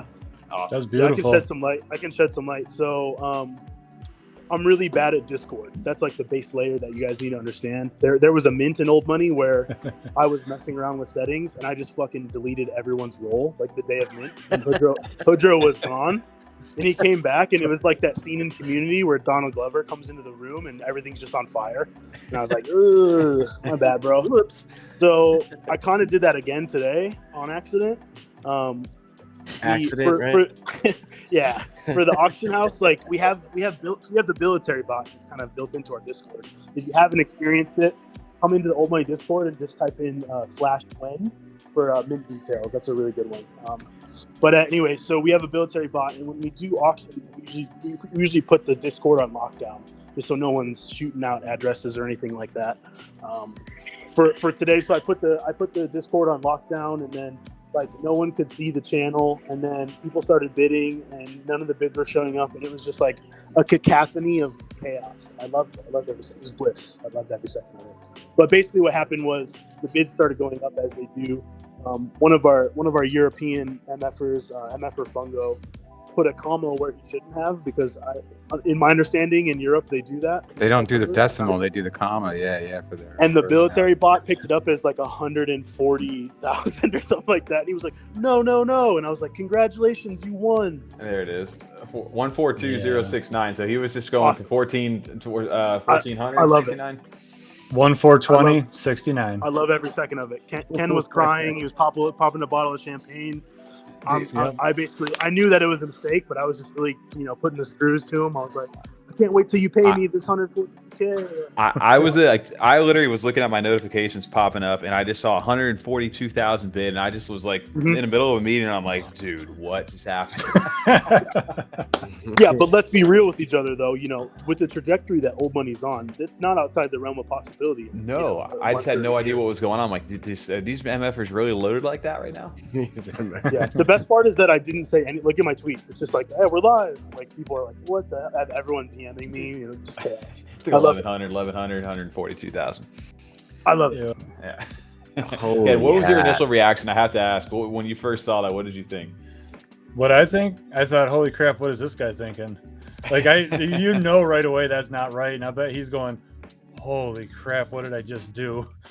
Well, he's from Italy, so he's like, Mamma Mia, or something. Yeah. Oh, man, that's amazing. Shit.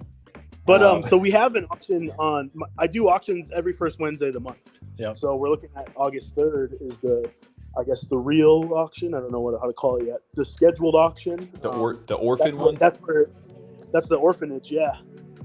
Yeah. Yeah, that didn't Did you get the screen for that one? Yep. You have to. Yeah, you got to look at the poster. That's one of my favorite posters that we've done. Every month we always try to have. We try to keep everybody informed. We get the date and the time. All of the auctions. I had a couple of really fun are themed too. So I have to make sure that I got to keep the story up. Every day is a good day in New York. Dude, it's amazing. I love this how you guys theme these things too. I don't know where you rip these from. I swear to God, it's like out of a children's book, and you guys just put D's nuts on them and fuck off and all these other things. Right there. Like, both those posters are great. Yeah. Right. Did you find all the DNs in the poster? I didn't go. I'm just gonna go with either 420 or 69, one of the two. No, you're so above. But yeah, I'll give it to you. 69 is fine. Samsonite. I was way off. Samsonite.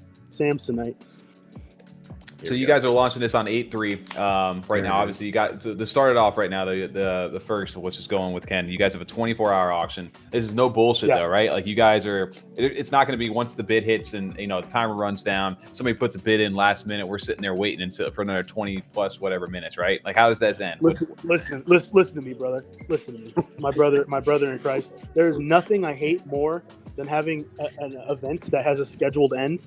And then it gets extended by 20 minutes every time someone puts in like a 5 ADA stink bid. It is the most annoying process ever. Listen, I was in the auction for the overexposed one of one, and I set aside, like I'm a busy guy, you know what I mean? I'm running around New York, I'm campaigning for Mr. Trixon, and I set aside like a whole hour and a half of my day. I had my ADA set up, and I swear to you that auction lasted like 8.5 hours.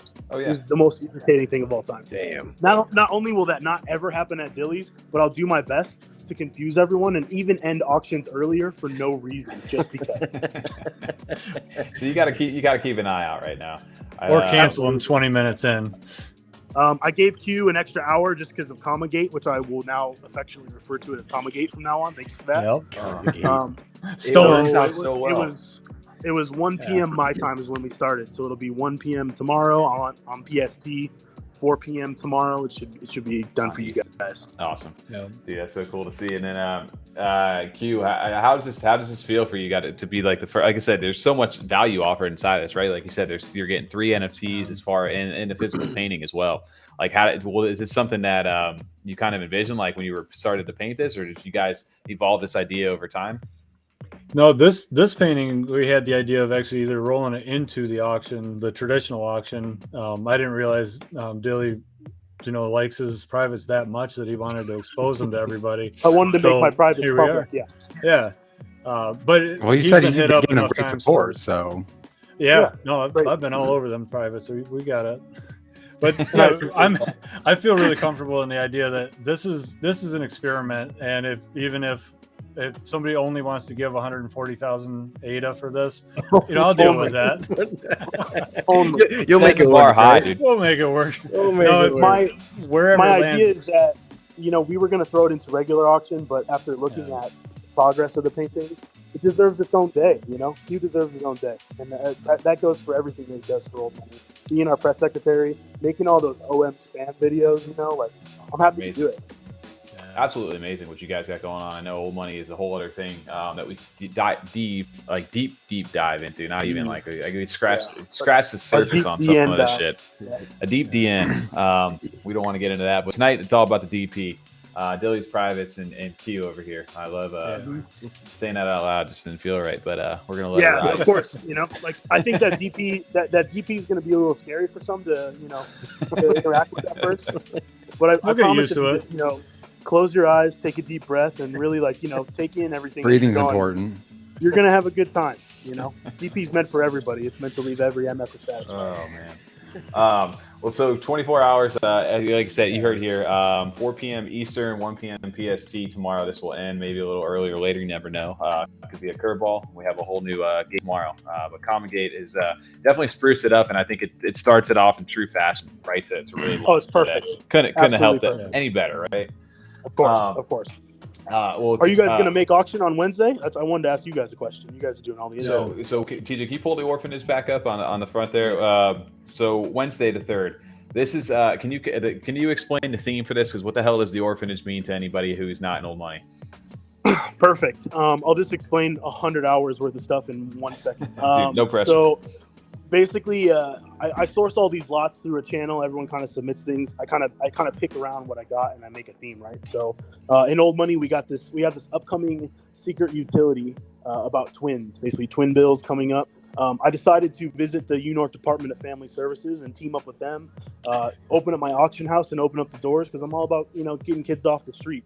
So all the lots are either going to be orphan bills, or they're going to be sets of twins, or if you get towards the end, it's just some paraphernalia that I kind of found while talking to the members of the New York Department of Family Services. So all that information can be found inside Dilly's Galleria. If you don't know what twins are, if you don't know what $0.2 bills are, you're not going to make it.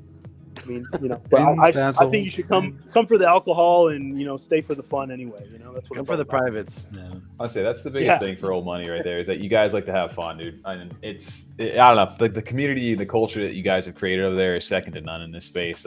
It's something unique and everything. For some reason, this whole theme that you guys have done with this election, with the inflation, just the bills, the whole cabinet, it fits perfect for what you guys are doing right now. And all the references are amazing. So, and you guys, the personalities, every single one of you guys over there, each have your own unique aspect, and it just works. Hey man, I appreciate that. I'm all right. I think Q's the one that he really forefronts this movement of like he's such a straight-laced guy. When he's on camera in front of his whiteboard, and then you put a suit on him and you put a bottle of whiskey in front of him, and all of a sudden you put a black and white screen over him, dude, and he goes off. He goes crazy. So you just see the little casual sip there. He knows what he's doing. yeah, he's a trained professional at this point. Yeah. Oh, dude, it's always the way. I have to shout it out right now. I don't know if I can see it on the live stream, but what I'm looking at right now is there's 35 viewers for F35 here on Dilly and Q's segment here, so it's a perfect combination right now. Yeah, shout out to the MFers, guys. I mean, I know you guys are all in there in the chat, hyping everybody up. You know, our community is second to none, and that's.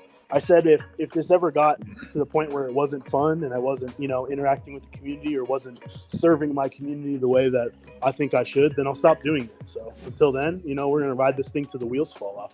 Absolutely. We always say too, the old money community always comes and shows out, which we always love and appreciate. Oh, we love you guys. Yeah, we love you guys. Lazy and lavish. We know with the elections here. I want to hit real quick before we go over. I just checked beforehand, and lavish, lazy. Neither of you guys are actually pledged. You're in the community, and you can pledge. Call him out, dude. Call him out. It's election week. The news has to kind of keep things. You got to keep things like impartial here. We can't be biased one way or the other. We're the paparazzi. Well, we're just here for the truth. We're just here for the truth. Yeah, but Tommy's like that's like a TMZ level of journalism. Me and Tommy. He's the fringe guy on the news team. I'm in your bushes at night when you come home. Can we still pledge? Because there was a day where I couldn't vote or pledge for something. You can, you just type in allegiance, like / allegiance, and then type in hood. No. What you need to do is you need to go to #designated-news. It's got every piece of information that you need. There's a whole channel just for you guys. Oh, and TJ, I got you some images real quick. This is stuff that we did want to quick show off beforehand because you guys got an upcoming. Like, it's election week, right? Yeah. It's math. It's time to do math. Definitely, we have a full week to do it. I don't think we're even minting yet, but when the time comes very soon, if you have any campaign material, this is where you start to do your voting. You can actually mint this without any campaign material whatsoever, but your vote's only going to be worth the one. So that first example is the overall. That's using Hood's wallet, and he has so click on the next one, and I know it's not like on the website. Sorry. These are screenshots. It's inside a chat, TJ. Oh, I'm sorry. I was looking at the meth care thing. Yeah, if you guys, we got another 40. Look at these pictures. No, I was just reading what's going on. Threw me off. If you guys have any idea what's going on by looking at these, you let me know because I'm fucking clueless, to be honest. I'll walk you through it right now. Stay right where you're at, Lazy. So you have, if you're a Hoodro supporter, you're going to go to this website. You're going to click on Hoodro. You're going to be voting for Hoodro. If you have campaign material, if you have 5 mugs, that's worth 20 votes towards Hoodro. Okay, you multiply your vote level based on the asset that you have, our campaign materials. I love that. And now there's the B, C, we've D, gamified the vote. Yeah, and if you have none, you'll get an A level bill or bond, that green bond. If you have 30, then you can get one F level bond that is worth 120 votes for your campaign, for your action. Because remember, there's 12,000 assets out there, and they're divided out for 4,000 each. So depending on how it plays out. So if you would click on the next screen, here's the image on what it means to vote against, but sort of for. So if you're still voting for Hoodro, and let's see, there'll be one more, the next page in that series. Because you can get the color tiers are the same as the bills, so that helps too. So if you get into the bill rarities, they're modeled after. Oh wow, okay. And this is what we're figuring out on our own with 3 screenshots. That's what we've. But yeah, you're getting more power. What was going on earlier? He said, yeah, he's not telling anybody. He has no idea. So we're in the dark. So do you burn real quick? Do you know if you burn any of your materials, or do you keep the material? No, you do. You own it. No, you don't. You don't. Okay. You're designating it towards your candidate. So you can only use them once for sure. Tommy doesn't want to get rid of his horny pieces over here. No, neither do I. I'm a secret. I have that horny behind the scenes horny over here. I think Tommy, you still got that fuck off headband, don't you? That was the first thing you ever did got me into. Yes, I still hold on to that thing. Good. Can't let that thing go. Now it's gonna boost your vote, brother. Dude. So it doesn't matter which one of the candidates' campaign materials I have that I can boost with, even if I'm voting for the opposite.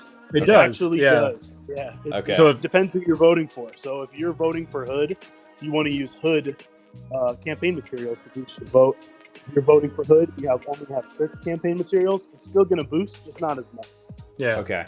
Yep. Got it. Okay. So you get a different bond because it's just just the A it's a bonds, giant the game. P's and C's. Yeah. Oh yeah. Right. Do we know what the bonds are for yet, or no idea? That's your voting. That's Okay. your voting just- power. just So That's each your one proof of equals vote. votes. It's like my Yeah. I voted sticker.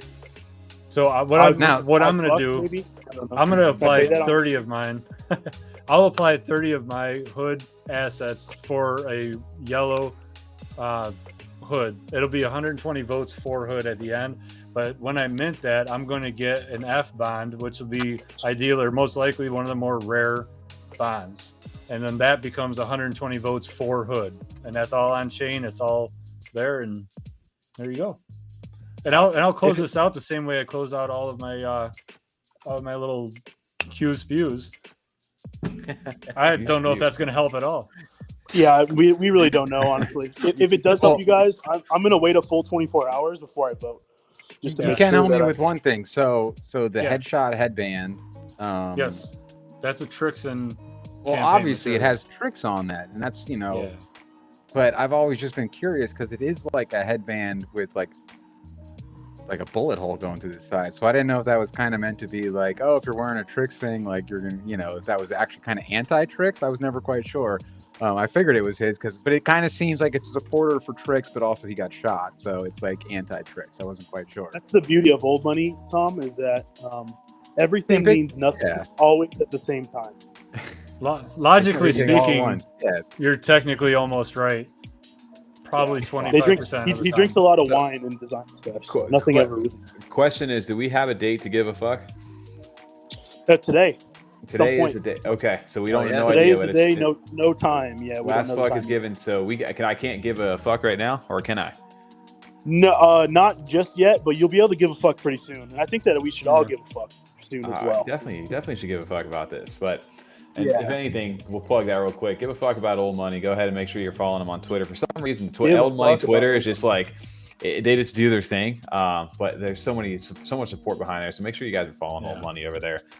But the real party's inside the Discord. So make sure you guys go pick up something on the secondary, at least some sort of campaign material. Because God forbid you go in there with a white name, you guys are going to get lit up and have no idea what's going on. Yeah. You may go into the salt sewers here recently too. So I'm so excited that we finally have that set up for a mint.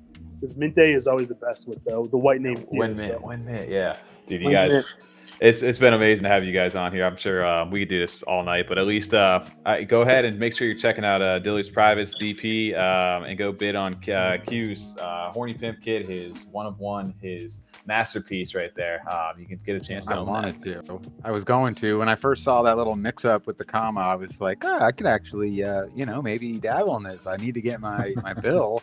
And then I've been like following it throughout the day, and I'm like, oh, all right, it's getting a little up there. They got deep pockets out there, man. Deep pockets for DP. They always go crazy.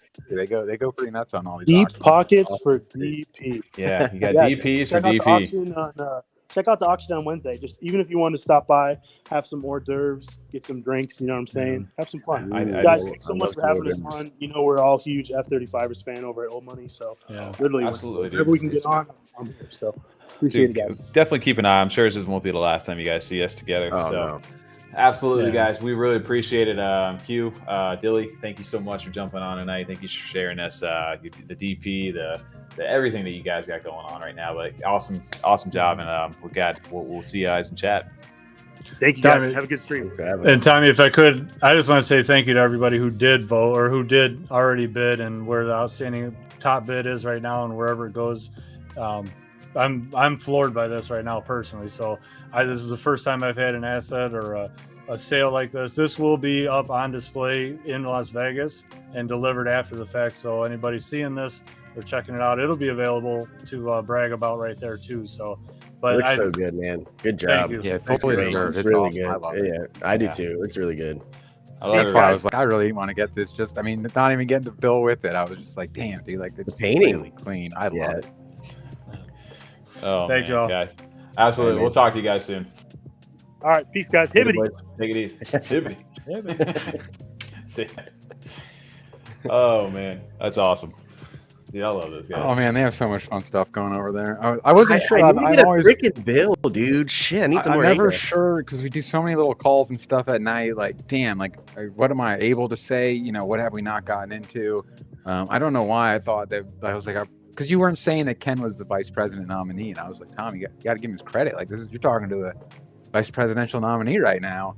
But then I remember that's actually his name, I think, in their Discord. Currently, it's even just like, you know, Cooper, vice VP nominee.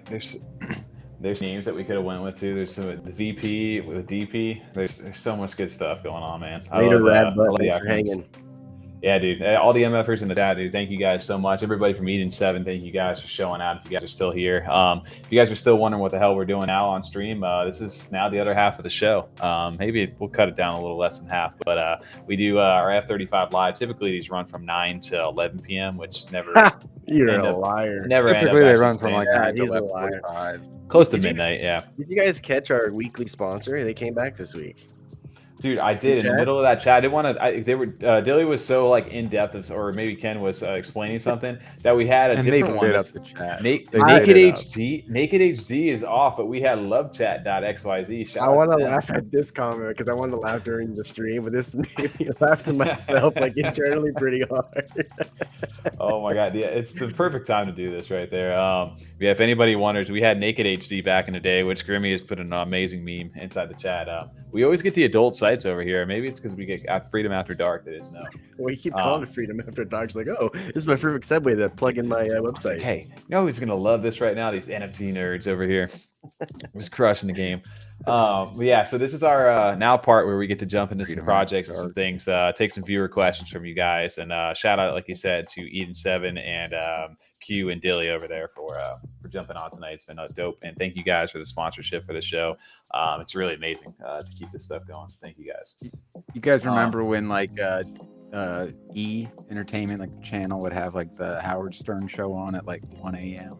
like uncensored? You know what I'm talking about? It wouldn't be uncensored, but they would like. That's what Freedom After Dark reminds me of. That's the late night after hours one you can watch. Yeah, you get some alpha, some just X-rated chat over there. Masa, what's going on over there? We got some Rad, but I just got another one. I just snagged it. In fact, I think I sent that to you, TJ. Can you pull that up? I think it's dope. Did you? Let me see. Did you get a good one? Oh, I can send it in. I'll send it to you in a link here. One sec. Where'd you send it originally? In our chat, I think. But yeah, I got the. Osaka, I used to watch that. Oh, for sure. Yeah, no, like 2 a.m. and then it's on anyway back then. Oh man. Well, obviously there's a lot going on. And Tom, did you get a good one? It's pretty dope. Oh, got like the mecha skin on it. I like the colors on it. It looks good, dude. I like the, you know, it's I like not the one body. of the mechas, it's not the cat, but yeah, it's like that mecha like. That looks good. And then the, I can tell you all the one. I like the little mustache. I really like the mustache. Honestly, I wish I could get my stash to do that. I don't know how to do it. Yeah, I was gonna say I can't. I'll pull it up on Zoom. I can't. Little overlays, but Yeah. I can't do it here. Oh man, dude, I'm gonna definitely have to go check out another one of the those. Mecha Knight clothing, obviously an alien. He's got the toy mallet, and I'm all about the pirate hat. I like pirates, so that's very cool. Very fitting, right? Well, guys, outside of that, we got some questions filtering in, and there's obviously a huge mint that we went ahead and were a part of this weekend. We actually did a live stream for this too. TJ, we got it. We got it. I think people are going to refer to us either as the Yummi Maxis or now the Mallard Maxis. I think is where we're going with this, right? I'm fine with that every week. No I'm problem cool with that, right? I just want some Mallard merch now. TJ, you're still. What are you doing right now? You got. I thought you were pulling Mallard. My bad. I can pull Mallard. Okay. Q's got a question too, because this would be a good little thing to go for. He was asking to sell his Fire Crown now, Crown. There's like only like 7, or maybe there's more now that they're all minted out. Considering you just got 140, 20 of them, 142,000 ADA auction offer, you can hold on for a little bit. Yeah, if you got the 142,000, that's one thing there. But dude, so the 25.94 for that. Damn. Oh, 25.90. Wow. He, I'm pretty sure he got that thing for like 1,500 too. So he made a good play on that. Absolutely. I mean, it's only going up too. The floor is already 395 again, so it's climbing. The floor is. That's my thing. Is I have that faith in this project. Yeah, it's 395 now. Wow. So now like 305. Dude, that thing was. It was a. How, I wonder. What I'm curious about with them is are listed. That was a big concern for some people who are not part of the project. Today I saw throughout the community. Which one is it? I'm trying to. How many are listed for sale right now? That's the question. Oh, so let me see. I forgot. Isn't there a way to do that? I'm over on CNFT .io right now. I'm trying to see. Yeah, TJ, you go on JPEG store and you count. Yep, just go on JPEG store, check it out. And once I get a bill, we will be. Stream would love to see that. Trust me. All right, we're just gonna count all the ones posted right now on JPEG store. So, Ken, to answer your question right now, I say hold on to it unless you need the ADA. I would say ride that thing up a little bit more. But if you want the ADA, then yeah, go for it. TJ, I mean, you got a safe play right now. If you're making profit now, you got, profit's profit. But as far as what is TJ doing? I don't know. I was looking. Why are you on CNFT.io? Because you said you were checking that. I was like, I never done that in a minute. I haven't. I said open CNFT.io. Oh, okay. I swear the same thing. I was like, is that it? Maybe I could have. That's what I'm saying, because I haven't seen the site in a while. I look completely different. In fact, looking at that, I got a little lost. I was like, holy hat. I was like, what site are we on right now, dude? I'm breaking my mind right now. 1.5 million too now. Ooh, 1994. There you go. Good call, whoever's telling me that. I did not know that. Bam. Yeah. Click the buy now button. So the percentage of that's going down then. From what it was before, because they were over like 2,700 at one point today. So down to 1994 out of the 6,500. That's still 30%. Yeah, but I think there's still flippers flipping though. Honestly, that's what it is. But it was 37% earlier today, so they're down. Especially seeing that price increase, seeing it go back up to 395. There's gonna be some people that want to jump out. Well, dude, the interesting thing with that is that yes, there is that many listed, but the floor still was rising, which I thought was very just different. You don't usually see that. So the number of holders is close to like 1658, I guess, right now is what I'm seeing on CNFT.io or open CNFT.io. Maybe I did say CNFT.io. Shout out though. Can you go to I didn't see these ones. Did you see these? Yeah, the space guys. Yeah, for sure. Yeah. Damn, TJ, can you real quick before we scroll through all these? Can you click? Oh, that Darkwing's gotten a little cheaper. He does. Let's go snag that. Let's just put our walls together and buy that real quick. Right. TJ, Tommy, put him in. Can you put in an offer yet where you can offer him like 1,000 ADA and you're overexposed? Right. Not yet. I don't think. TJ, can you click off the on sales real quick? Because there is one that shout out to the chat right now. Anna Axamander. Where's that one? Literally right up top. It's at the top, number two. Number two. TJ. Oh shit! Number two. Yeah. Which is crazy that it actually ended up being like that high too. That high. You can just go to JPEG Store 002. See that on the bigger 002. Dude, shout out to I can't believe you minted this. First off, that's an amazing mint. And then he minted early too. He was like the first one jumping in, like showing off, and we're just like, damn, like coming like real hot out the gate. Yeah, they're coming hot right out the gate. You want to talk about a zip and flip though, dude? 20,000 ADA of this thing sold for. Live offer 5.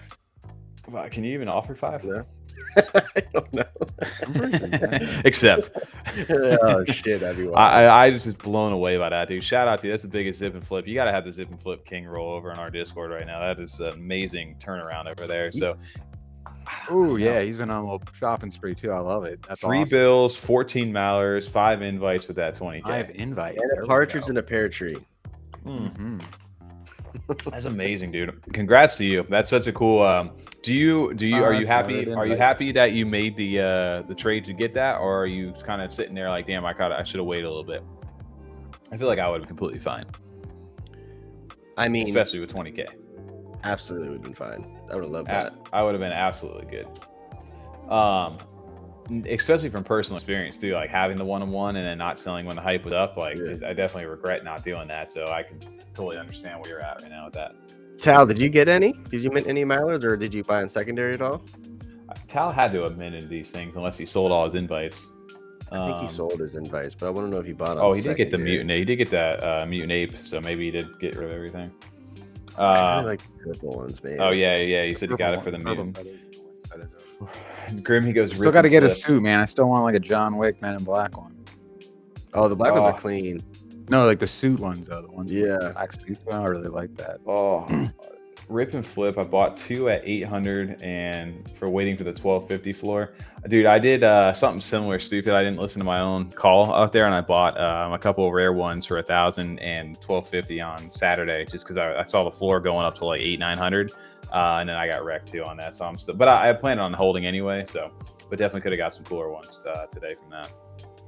But what is everybody's overall thoughts and like sentiment on this project? 'Cause I've seen a lot of differing opinions on this now that they're out. Like I know we've been talking about them for a while, but to some of like the community who maybe was like, I don't know what they are, you know, it's weird to see.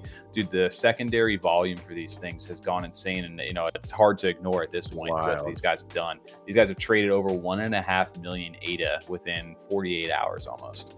Well, they hit 1 million yesterday, if I remember correctly. It was last night. Yeah, well, they did over 1 million in 24 hours. Yeah, which is like I don't know if that's a record or not for them, but it's got to be up there if it's not. One of the better ones for sure. Yeah, I don't know if it's a record.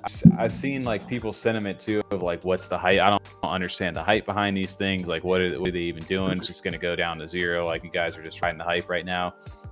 They've kind of overhauled the Discord recently too. Tonight they've now they're getting all the verification rules and everything like that. We've been talking about this for a while though. I don't think that I don't think this thing's going anywhere anytime soon. I think these guys are here to stay. I like the project. I like the project. Obviously, we talked about the art, TJ. That was the first thing that drew you into this, and you got us on board after a while. But the team has gone above and beyond. They had a little issue, I remember, on the Trials Champion role, where you know some of the users during the whitelist initiate role, where you were supposed to be able to mint 2 of them, and then the slider bar wasn't working when it went to a thing. And within like a minute or two, they were like, "Hold on, guys, stop, wait a second, don't go ahead and don't." They shut it down real quick, pretty much, and got it to work. I was gonna say how swift they were to fix that little hiccup was very impressive. I shout out to them for that. That was such a clean fix, or quick fix, I should say. Shout out though to Knackfish and the guys over at Tavern Squad for helping them with that mint, because that was one of the smoothest mint experiences outside. You know, it was a busy day just in general going on this weekend. But dude, they did a great job, I thought, as far as the mint minting service itself too. Absolutely. Well, here, okay, so Masa over here, let's address this over there, because I agree. It's always good to hear the other side of this from somebody else. The percent listed really makes me wonder what kind of people are in the actual community. And that's fair criticism, I'd say, out there, because especially if we're not being inside of it. I think it's different for us, and we've been inside the holders chat for a while now, because we had those letters. So we've kind of seen some of the behind the scenes stuff. I definitely will say that the sentiment was a lot different in the Gates chat versus how the holders chat. Oh, the tone is completely different, night and day, honestly. Yeah, so really I think they're shaking out a lot of people, just buying in on the hype and trying to flip. And if they did that, I mean, obviously it's worked out for you. You bought in at 130 ADA on the public. You're able to turn it over right now for almost 400 ADA. So those people are coming and going, but I think inside the holders chat, it's been a completely different vibe. It's been every day. It's been good community. So I think they're starting to develop that stronger community now, and I don't think I think it's going to do well over time. And the incentivizes too, which is the cool thing about this, is of holding multiple mallards. Like, why would you hold more than one? And there's different roles and things inside this chat that are starting to unlock, as you can see. And even in reference, like you said, if you hold the disciple role right now, or the whole invitation holder role, the disciple role is for 5 mallards inside of your wallet. And that gets you access into that orb, which pretty much is like essentially a CNFT, like kind of like Predator, like a sniper, where anything that gets listed on on JPEG store under floor price, it automatically alerts and puts the link in there. So they're developing like certain tools, which you can see the custom tools thing that TJ's showing off right there. Mm-hmm. That's one of the things. So I'm assuming that as more mallards and different things unlock, or the more you collect, you'll have access to certain things inside the Discord. So I think that's a fun way to approach that. They're very transparent too with their giveaways and how, like, their wallets of their giveaways. They literally have shown the treasury in a sense of where everything's going, the reserve vault, the invitation royalty wallet. That they're not hiding anything at all as far as that goes. Just where everything is coming from when they're doing these giveaways. And I was going to say, I mean, we have, I think, 1,500 holders or wallets, I guess, not necessarily individuals, because people have a couple wallets. But, I mean, when you see a project that has this much hype and talk surrounding it, you're always going to have a large number of flippers early on. That's just the nature of it. I mean, Yep. especially when the project is successful. I mean, when you have a drop that is for the invitation holders a full day before the public mint, and the floor then was sitting at 500. I mean, the next day people are just sitting there with their mouth watering. Like they're like, I get to mint tomorrow for 130. Tom, it went even higher than that. Remember, it went almost to like 900. That's what I mean. So you're sitting there like the next day, like I get to mint and pay 130, and then it's like, and this people are buying them for more than that right now. Like obviously, it's going to have the correction when the rest of them mint, and there's the oversaturation, and people really try to kind of start undercutting each other because they're all impatient idiots and just want that extra like 28, like less 28 over each other. Well said. But you're always going to see that. I mean, especially when the project's successful. So as far as like seeing these high sales, I mean, that's what they're now. I mean, they're working on the next step as far as them as a project goes, and the other holders, the people that are dedicated, snagging these up right now. Why we're still seeing the interest in the floor. Oh, Love Chat's back. Love Chat's back. Oh, let's go. Love Chat. Love Chat. What's your favorite color? What project are you looking at right now? Put it in the chat. We won't ban you. Come on, TJ, no fun. But no, so either way, you know, I just think that WD, they wrote something. They actually wrote something.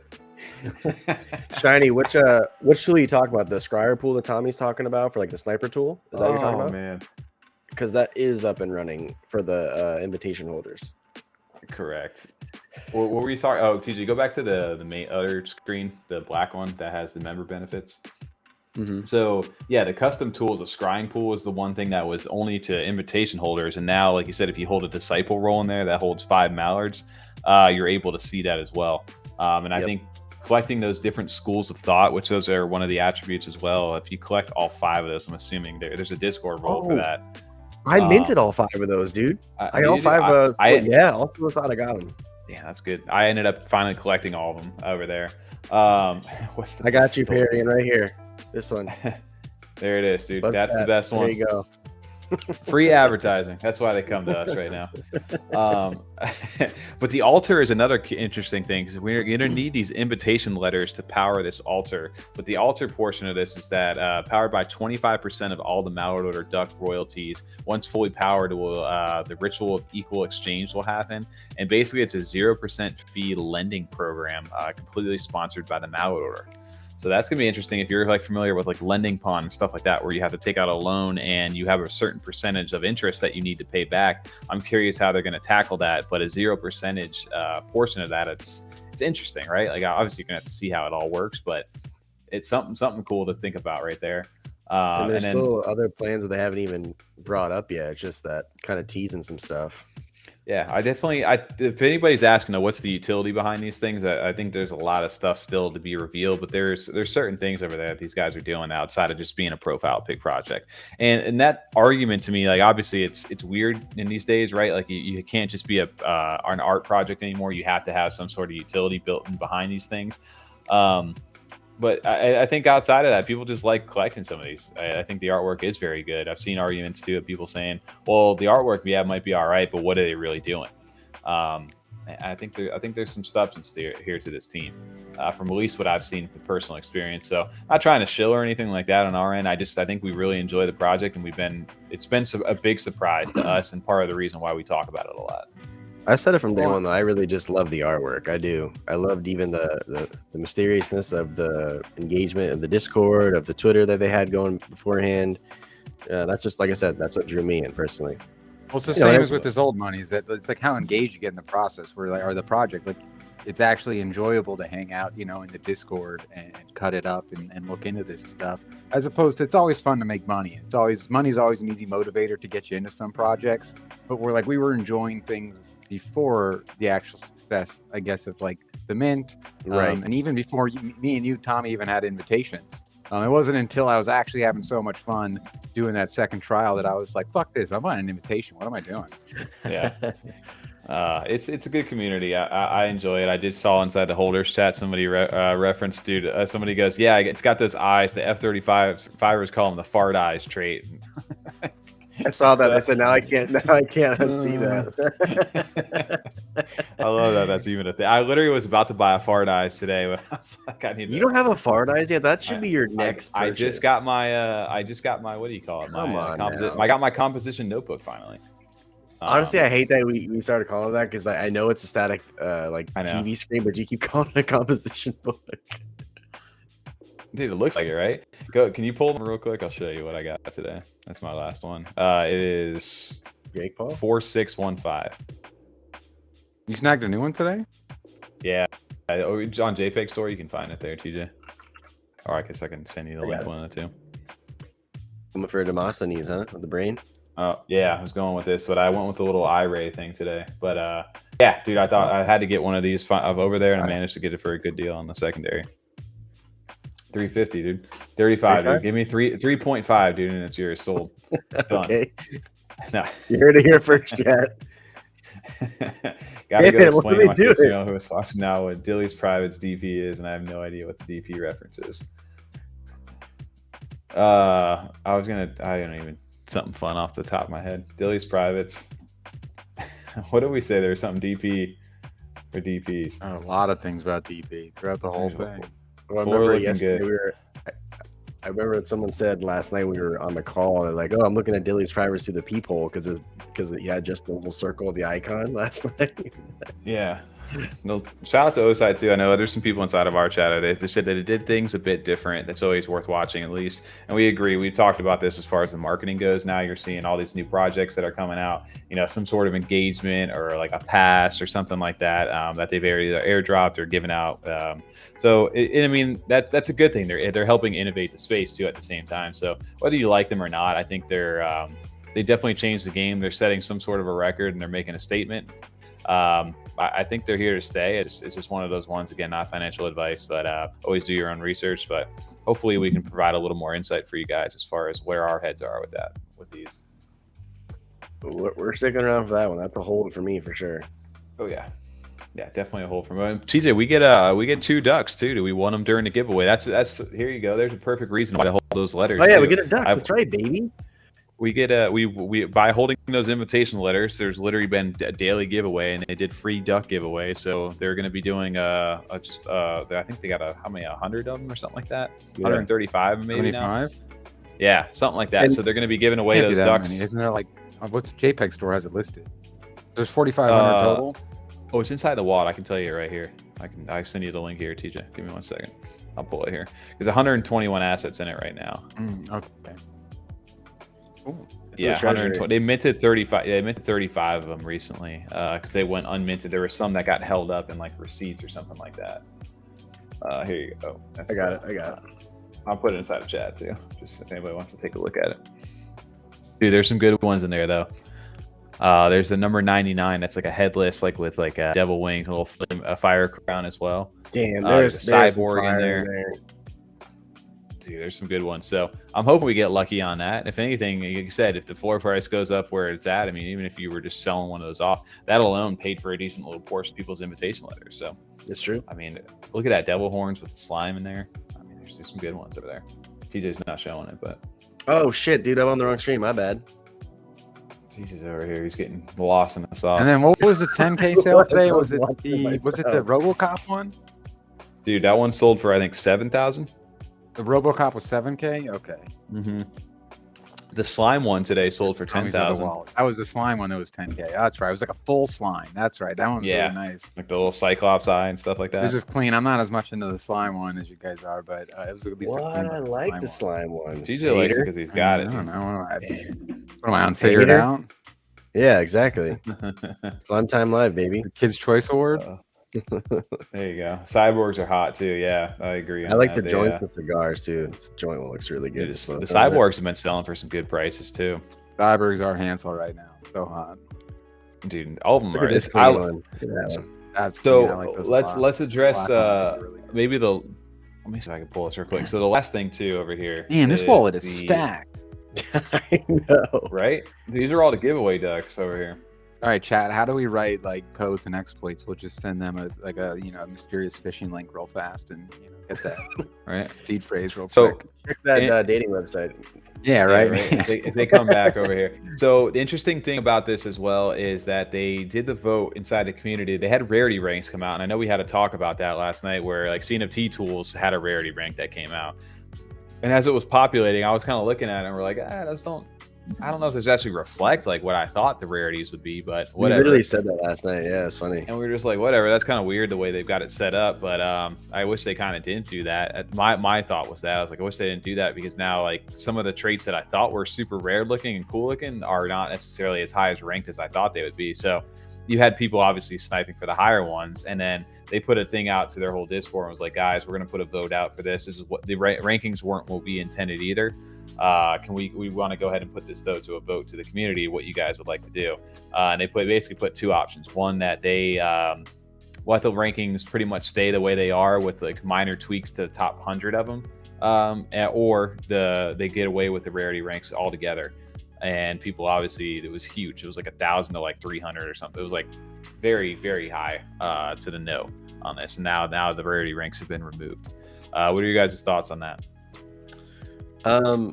I understand like some people are upset that they bought based on rankings and rarities, but me personally, I feel like you could tell what looks like a high ranking or was a high ranking. And I think for these, people are going to buy what they think is aesthetically pleasing to them. And like I said, the higher ranking ones that were quote unquote ranked higher, they could still be listed for a nice high price. And you're already seeing the floor rise right now. It's already almost pushing 400 for 4. It seems to have worked, right? Yeah. So I feel like, I think this is definitely that kind of project, like you said, TJ, like where people are going to gravitate towards what they like. Like you can really pick out ones that you connect with and find cool. Well, I'd say this is probably one of the only projects, not only probably, one of the projects that I truly like all the traits on all of them. The combinations, the accessories, the clothes, everything they have on all of these ducks, I really like them all. There's some products I've seen where like, oh, why'd they even add that? That's kind of, I don't like that one. I don't like that trait. You know what I'm saying? But this one, I specifically like all the traits on all of them. I think it's really good. Really well done. Yeah, Osa makes a good point, because I saw a .com inside of our thing. He's like, I bought kind of at the top. I'm about to get wrecked. But if you bought off the rankings and the statistics of the traits, it's still there to see, which I agree. Like we were taking, for example, TJ, if you go to the skin thing on the traits over there and go to the tattoo, right? Like those were like super high ranked over there. Earlier, if you go to those and you just go to the listings over there and sort by the price, there's 18 listed for those, like the tattoos over there. And the floor I do like the bowl cut. I do like it. Yeah, there you go. The floor on those are still 861 for the tattoo. So it's not like those are dumping just because now those aren't the highest. Like there's still some of the rarest traits inside the thing. So I still think the prices are going to be reflective for the most part. When I go to snipe, the first thing I did was I literally looked at the feather type, like to see what kind of like skin types were more rare, and I went and sorted those out. And then when it was just mainly like either head pieces or like there were certain things, and I would just choose the rarest ones. And that's what I did for Beyond Citizens too. I just found the rarest traits and I bought those up, and then eventually hoped the floor was to go with them. Well, I honestly think people are still going to use this for traits and rankings. They're still going to refer to this. People who want to buy for the rankings are still going to use this. Because I think, are they going to keep this there? Are they going to take it off? I don't know. Those are just the serial numbers right now. Oh, these are serial numbers? Yeah, those are just the serial numbers now. So they've got the rarity rankings off. There's no more rankings on here. Wow, that's right. Because this was the number 1. You're right. I remember now. So the big thing and what everybody compares this to, and what I've been seeing inside of Discord, is they compare it directly to Chilled Kongs, because Chilled Kongs does not have a rarity either. They just have the serial numbers. Gotcha. So okay. In Chilled Kongs, we can see what the floor for those are obviously right now, and there's obviously still tiers of different rarities, right? Like the FOMO hats. Well, they still have percentages. Yeah, there's still percentages to traits. Like what Osai was saying, I mean, you can technically still do the math if you'd like and see like, what tier percentage you're in as far as the overall project goes. Yeah. Later, Curly. Yeah, take it easy, Curly. Have a good one. Appreciate but I mean, it's today's August 1st for us. I mean, it may be August 2nd for some already.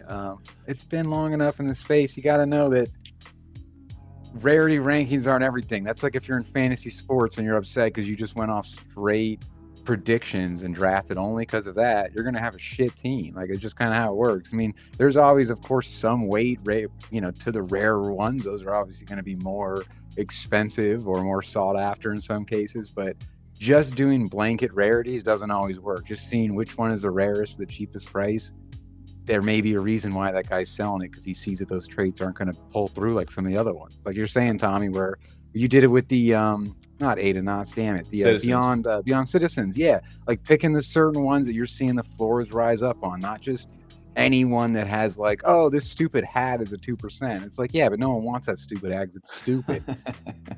Or maybe you're telling me the bowl cuts are not popular right now? Listen, you know what I mean? Like there are some fun, and those can sometimes work, and those play out sometimes too if it's fun enough for the community to I like the bowl cuts. rally around. Yeah, people can have fun with those too, but there's always going to be a level of that.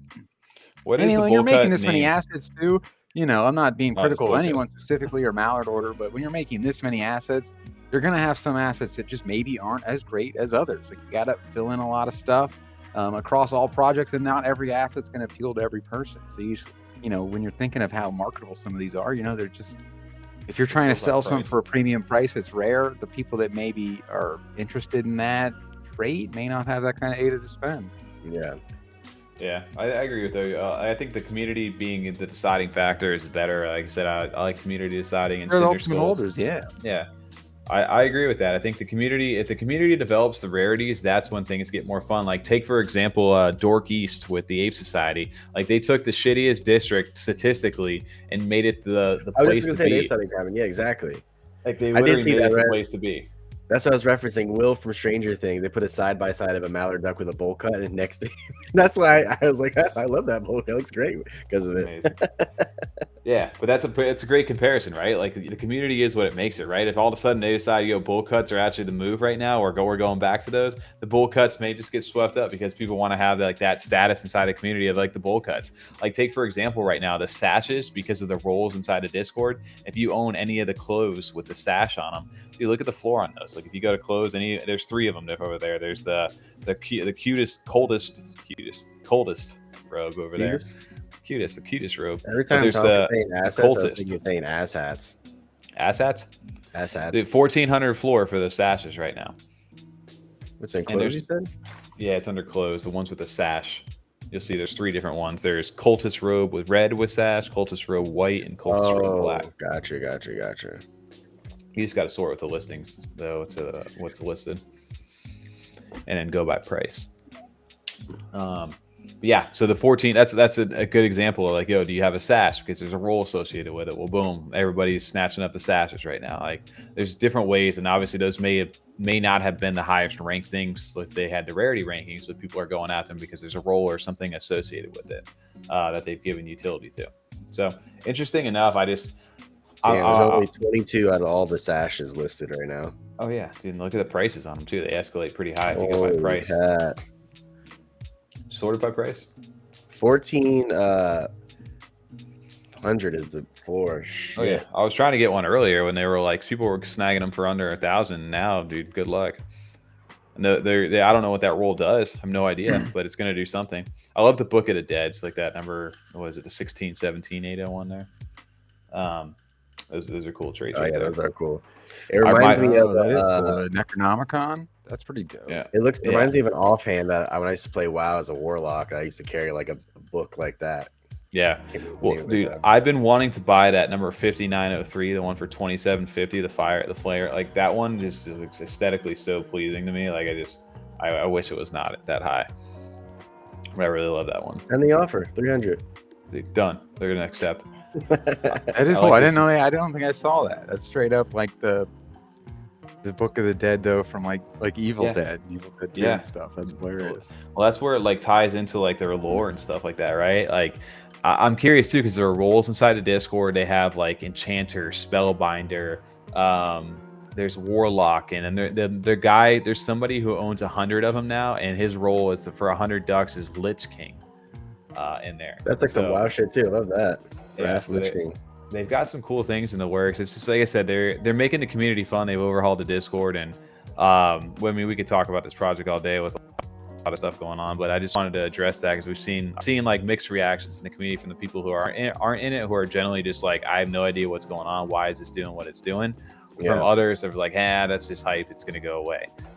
So definitely, I think we're on the other side of that. I think there's more here than meets the eye. What I'm excited about is that they were successful. Not, obviously we have, we minted them, so that's a bonus for us. It's nice to see that, but more so because we are and have enjoyed the time in the project, that team now hopefully has some the funding they need to continue on and push to what they really want to get into here with this project.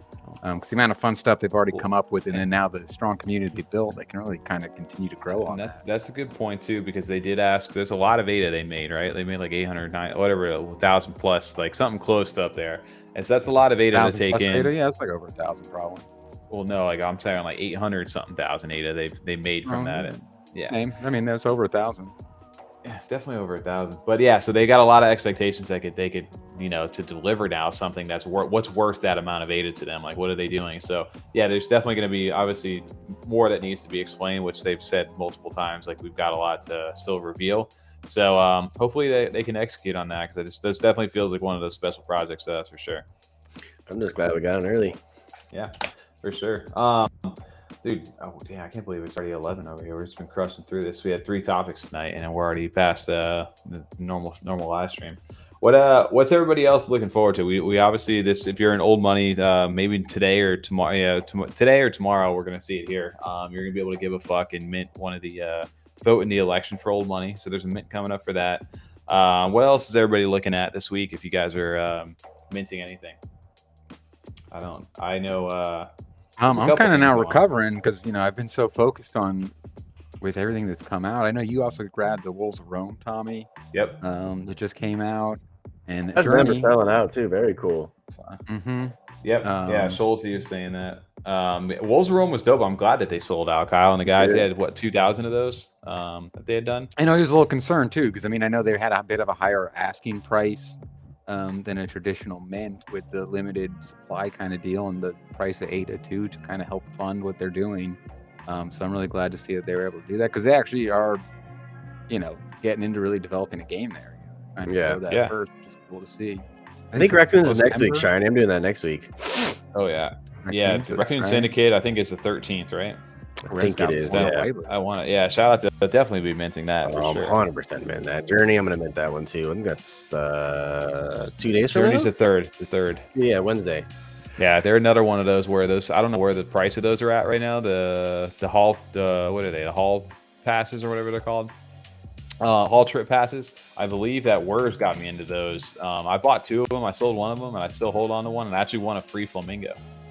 So I'm holding on to mine. But the floor for those right now is 875 beta. Holy hell, pull that up.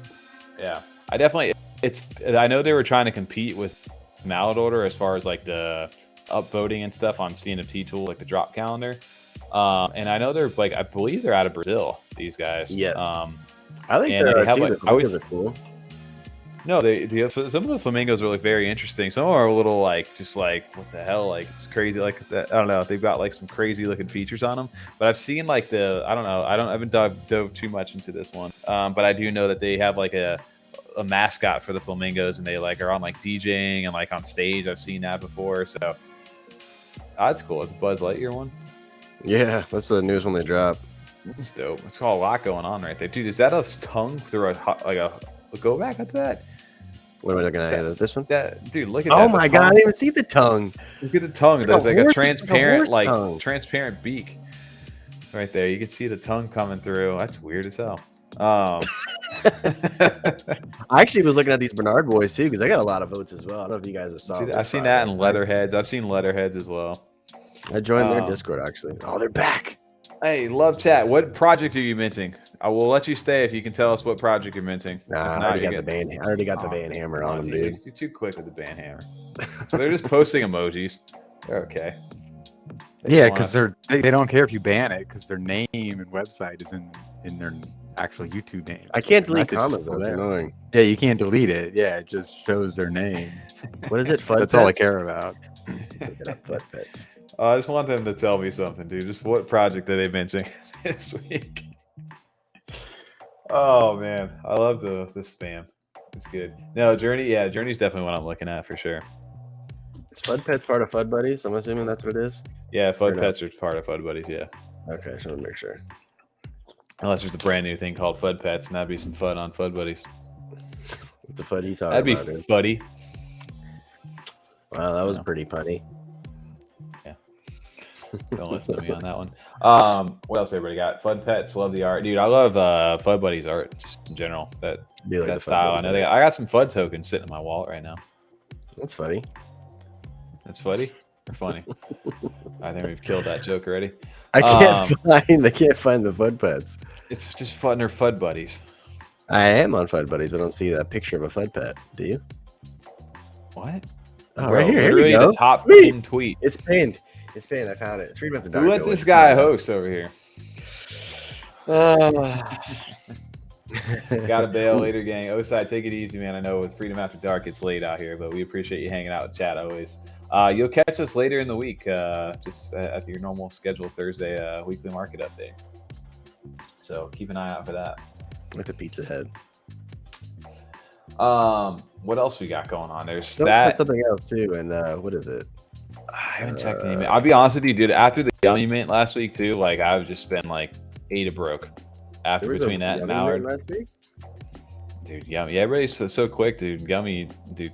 I ended up getting a bunch of those and ended up Did you stake your summers? Oh shit, I did not do that yet. Dude, they're 4x rewards. You're missing out on ADA, bro. I know. I gotta do it. I saw this Ragnarok Reptiles. I did see Ragnarok Reptiles too. I'm pretty sure they reached out to us and we just didn't get a chance to get back to them. There's quite a few of those that we did not get back to yet. Yeah. Sorry if anyone's watching. Yeah, that's on TJ. We got one live stream a week. TJ, fuck off. That's both of us. We're the ones that read that shit. We're the only ones that read that. Tom's oblivious. He's like, what's Twitter, dude? I don't look at that. 7 live streams a week here. There's no way. We got live streams coming to you every day at noon and 5 p.m. Imagine if we had more than 2? We had 2 on tonight, dude. Now there's no way we could do another.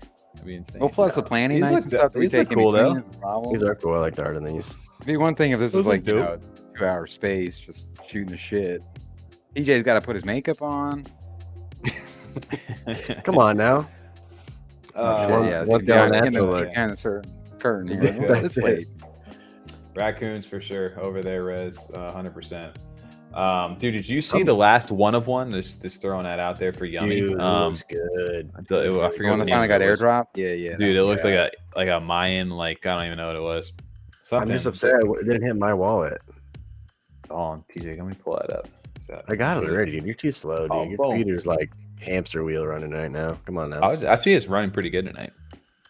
No, you were rugging a couple times. I don't want to tell you. Didn't have the heart to tell you. I think that's what somebody who's not rugging would say. No, dude, I think it looks sick. Shout out to that person who got airdropped. That's amazing looking. Are you that person? The next thing for Yummi is, dude, win blue paper. That's the next thing. When is that blue paper? We're anxiously awaiting that thing. That's gonna be fun. Now they're Well, now they're past this step. You know what I mean? They can at least go full focus on that now that the mint's over and kind of smoothed out. So, and also they kind of know the final numbers too. If they needed to work any last numbers or anything into the paper. Mm-hmm. Holy shit. TJ had to kill it, dude. So anybody inside the chat this week, obviously we got some stuff that are, we've kind of taken a breather a little bit. There's still some stuff to mint out, but if you guys have any other questions or anything like that, as we kind of wrap this up, I think we'll get ready to close this as it. Keep us. Hope everyone's ADA wall is doing pretty well. I mean, there's quite a bit of ADA to be made these past 2 weeks between the Yummi sales of like spoopies and stuff like that. Mallard Order invitations and crazy things like that going on runs. So I know, Tommy, you pretty much did the opposite. You just stacked up on everything and didn't sell because that's what you always do. That's what I'm saying. My ADA wall is hurting right now. I'm basically giving away my overexposed if somebody wants to mint that. So I have some ADA left, but you still have a 101 overexposed? Maybe I don't. Maybe it's old, but I doubt it did. It's just right now it didn't. Damn, hindsight's 2020, huh? You could have sold that shit for like probably $30K. Dude, no shade to them. It's just like right now there's no news going on yet, and I know they got some stuff about to happen. They're about to do the cash drop. They've been teasing those, the season 1.5 collection. So if you hold the Genesis token, those are good for everybody. But yeah, dude, it's just it's not that I don't want to be. I still hold a couple mechs, so even if I did sell mine, I would still be in there. But right now, I just got other things tokens too, right? I want to be part of. Yeah. I actually got rid of my Genesis today to sell, and I'll probably buy it into the lower tier. I thought you were going for the full collection. I used to, but I ended up just wanting a lot more Yummi. So I ended up taking her out. It's the thing, dude. It's like there's so many projects nowadays out there that there's no way you can keep up. And it's like I just gravitate back towards the projects that I spend the most time right now. And Yummi happens to be one of them. Mallard Order is quickly becoming a new one. You know, and there's always just places you want to be inside of space. So it still has a soul. It's really. I was gonna say, Massa, I think, was asking that in the Discord. They were talking about in that Happy Hopper space about you know, kind of balancing the NFT side of things with like your day-to-day life and work and all that kind of stuff. And I mean, you just got to take what you can get. You can't be in every project I want. You're not gonna be able to follow up on everything. It's just not literally possible. No. And even full time, like it's just gonna be, it's gonna kill you to do it. It's just not gonna be as gonna take the enjoyment out of it too, and fun out of the communities if you're grinding to connect in every single one all the time. So we just kind of take what we can do, and you know, and get into the ones that we really enjoy and feel good about, passionate like about, not good about necessarily just the financial side of things. A lot of times too, some of us we sometimes get in projects and stuff that we are individually, and then we kind of bring each other into those projects. Like, for example, Mallard Order. I was in that before you guys. I was kind of swaying you guys in there, and then now we're all a part of Mallard Order. Yeah, so it helped having three of us. Like old money for you guys, like you kind of bring in a little more. Honestly, I would be in it if I had the ADA. I just don't have the ADA right now. I keep saying that. I really would have. But it's like, yeah, you connect with the community, and then you start to become a part of it, and that's where like you want to spend your time. Like, old money is another one of those ones for me too. It's just I would love. There's plenty of projects that I hold right now too that I not necessarily active in the community, but definitely am like still far behind. Like I know even just to use Happy Hoppers as an example, I still own a shitload of Happy Hoppers. I'm not always in the community, but I'm still holding on to those things. I haven't sold them. I love the Happy Hoppers, you know. It's interesting. And Moss, I still got my pet bots, you know. I'm whole, you know, whatever is out there, I still hold on to a bunch of different things. It's just your wallet's got so much in it. It's way too much. So much random stuff too. I know. It's almost like you gotta purge some stuff, dude. Like no, because I keep sending them all my trash. It's always just the trash bin wallet. Dude, my main wallet might be. I can't even use Nami anymore on it. It just like breaks. Well, I was so worried on Sunday with the Mallard that I had to use my other wallet because I want to make sure I got the actual mint because I knew it was going to be an instant sellout Sunday. Well, the good thing about that was the reservation system too, where you could literally. Yeah, but I wanted to get it reserved instantly. I knew if I didn't. Yeah. I waited any amount of time. Yeah, dude, Rez is at 28 hoppers right there. I don't see the new Angel Baby Hitsus. Did you now can get official with Frescos? What? You can get it roll in their Discord. I don't know, Fresco. Fresco's like, I'm thinking of Fresca, like the little soda. Drink? Terrible soda. Why is my camera blurry right now? There we go. Angel Baby Hit Squad, dude. Shout out to Fed. That was fun the other week. Petbot sleeping. I like Petbots. I meant to mention that. I love the art on Petbots. Me too. I like the I was gonna say actually, Tommy, I'm looking at your wallet right now. I really like your Petbot. Dude, one of mine's really high ranked. The blue one is the one. Yeah, the money one. I forget the serial number on it. He's really high ranked up there. But no, I meant to mention that to Eaton that we just had Fed on, and you know he's someone that's in like a similar situation where, we talked to him in November or whatever it was, in November when he had just minted, and he's still like at 69% done. Yep. So just kind of that slower process, but and, you know, something that they're I think used to a little bit more on the east side too. Yeah, well, I mean, it works. I mean, at the end of the day, as long as your community is still there to support and you guys are growing, I mean, nothing wrong with that. Like you said, is that sometimes these projects, like the 10K ones that go just ham, and then like all of a sudden they have such high expectations to immediately perform, and if not, people will just bail out real quick, and then dude, I can tank a project sometimes. Dude, I got rank number 150 on the pet bot, number 3086. Damn. He's a little money guy with a little chicken and a little penguin hanging on him and a little turtle on its head. I'm really curious just how many projects there were that came out when we first were getting in August, September, October, that were just like, oh, this is great. All you have to do is release these cool little NFT guys, these like little profile pictures, and like you sell out and people love them.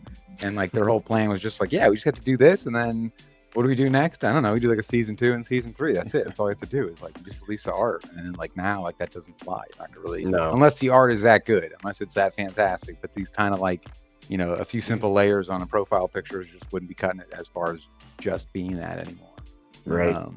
It's just not gonna work. Even you can even take really good art and like, not to hate on it, like I said, overexpose or anything like that, but that's some of the most incredible art I think on this blockchain. And until they really provide their next like move for utility, you're gonna not really see that full. You know, you've seen obviously what's happened with it. So I don't think that project is done for. I just think that they it's tough when he's building the way he's building right now. I mean, we always say that too, and I don't even like I don't want to throw shame to the artist, but he's the best realistic artist as far as art goes on Cardano, because there's a lot of great like PFP and just like static image art on Cardano, but his is more realistic looking, I'll say. I don't know. I think that MFers project you guys got into, not old money, but the other one. D-bag MFers? D-bag MFers. That one was pretty good, man. Some pretty realistic. I think it's all right there. It's all subjective, though, right? Like you could say, I could think pet bots or whatever, any of these things are like the best amazing art in the world, just because that's my style versus you know, the overexposed or something like that. It is very subjective. It's all just up to the individual, but. And I think even too, like even with overexposed, I think a lot of people were looking at it as the more of the investment to make money on it, honestly, to flip their mech that they had. And now that after the paper came out or whatever the situation was, the floor really dropped quite a bit. People want they said that's the problem with the hype mint, right? Like they were I think overhyped for themselves. They didn't realize how much they were really carrying. Dude, 1,500 to 1,200 ADA floor right off the rip. It doesn't work. There's too high of expectations, and if you don't meet them right away, or if there's any fluctuation in pressure the and stress for sure early on, it can just crash the whole thing. Well, they even addressed that in like their most recent update. Like they now have Alyssa from CNFT News as their community manager over there, and they're trying to get more involved. But some of the members from the team are even just it was too much. There was just like way too much stuff going on. They couldn't handle it. They needed to like take a break and like sit back, and it was a lot. I mean, I can only imagine, especially when you make the ADA that you guys have made, like the amount of pressure there is to deliver. I couldn't imagine having to deal with that sometimes. Yeah.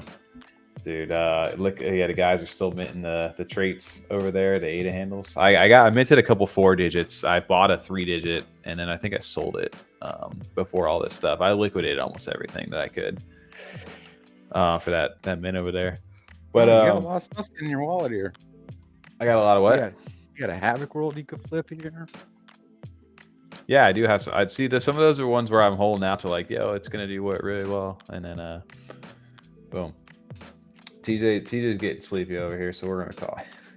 Your kids, what are you talking about? Your eyes just swelled up, you son of a bitch. Dude, I've been up since like 5 this morning right now. So I can tell. I can tell even how you're talking in your conversation. You're like sleep talking right now. Dude, I was gonna say Eden's did great. I give him so much credit. I mean, you could tell like it was 3 o'clock in the morning for him. So I can't even imagine what that's like to just be like. One thing to wake up and do something, you know what I mean? But it's another like if my work called me at 3 a.m. and was like, hey, you got to do a meeting right now. It's like what? Sorry, what? Yeah, well, it's 3 in the morning, right? Yeah, I'm good. Yeah, meeting with my pillow. Well, shout out to everybody over inside of chat tonight. Thank you all for hanging out with us. It's been amazing to do these live streams. Thank you to our guests, Eden7, Ken, Q, Dilly. The live stream man was fun too. I want to do that and again in the future for another project. Yeah, if you guys enjoyed that was a lot of fun for us. For sure, doing a mint live with you guys. So if we had the time to do that, absolutely, would love to continue to do something like that. We appreciate and for shiny game nights are coming. I swear. Game nights. We had game night. Play Cardopoly already. There we go. Yeah. Oh yeah, we got to get back on some card. We'll have that going maybe for the podcast, but you will catch us later in the week over. I know Blake hasn't announced it yet, but as long as it all goes to plan, we'll be over on Blake's channel on Thursday for the weekly market update. Little alpha here on stream, but yeah, we should be over there hanging out with Blake on Thursday if you guys want to catch us again this week.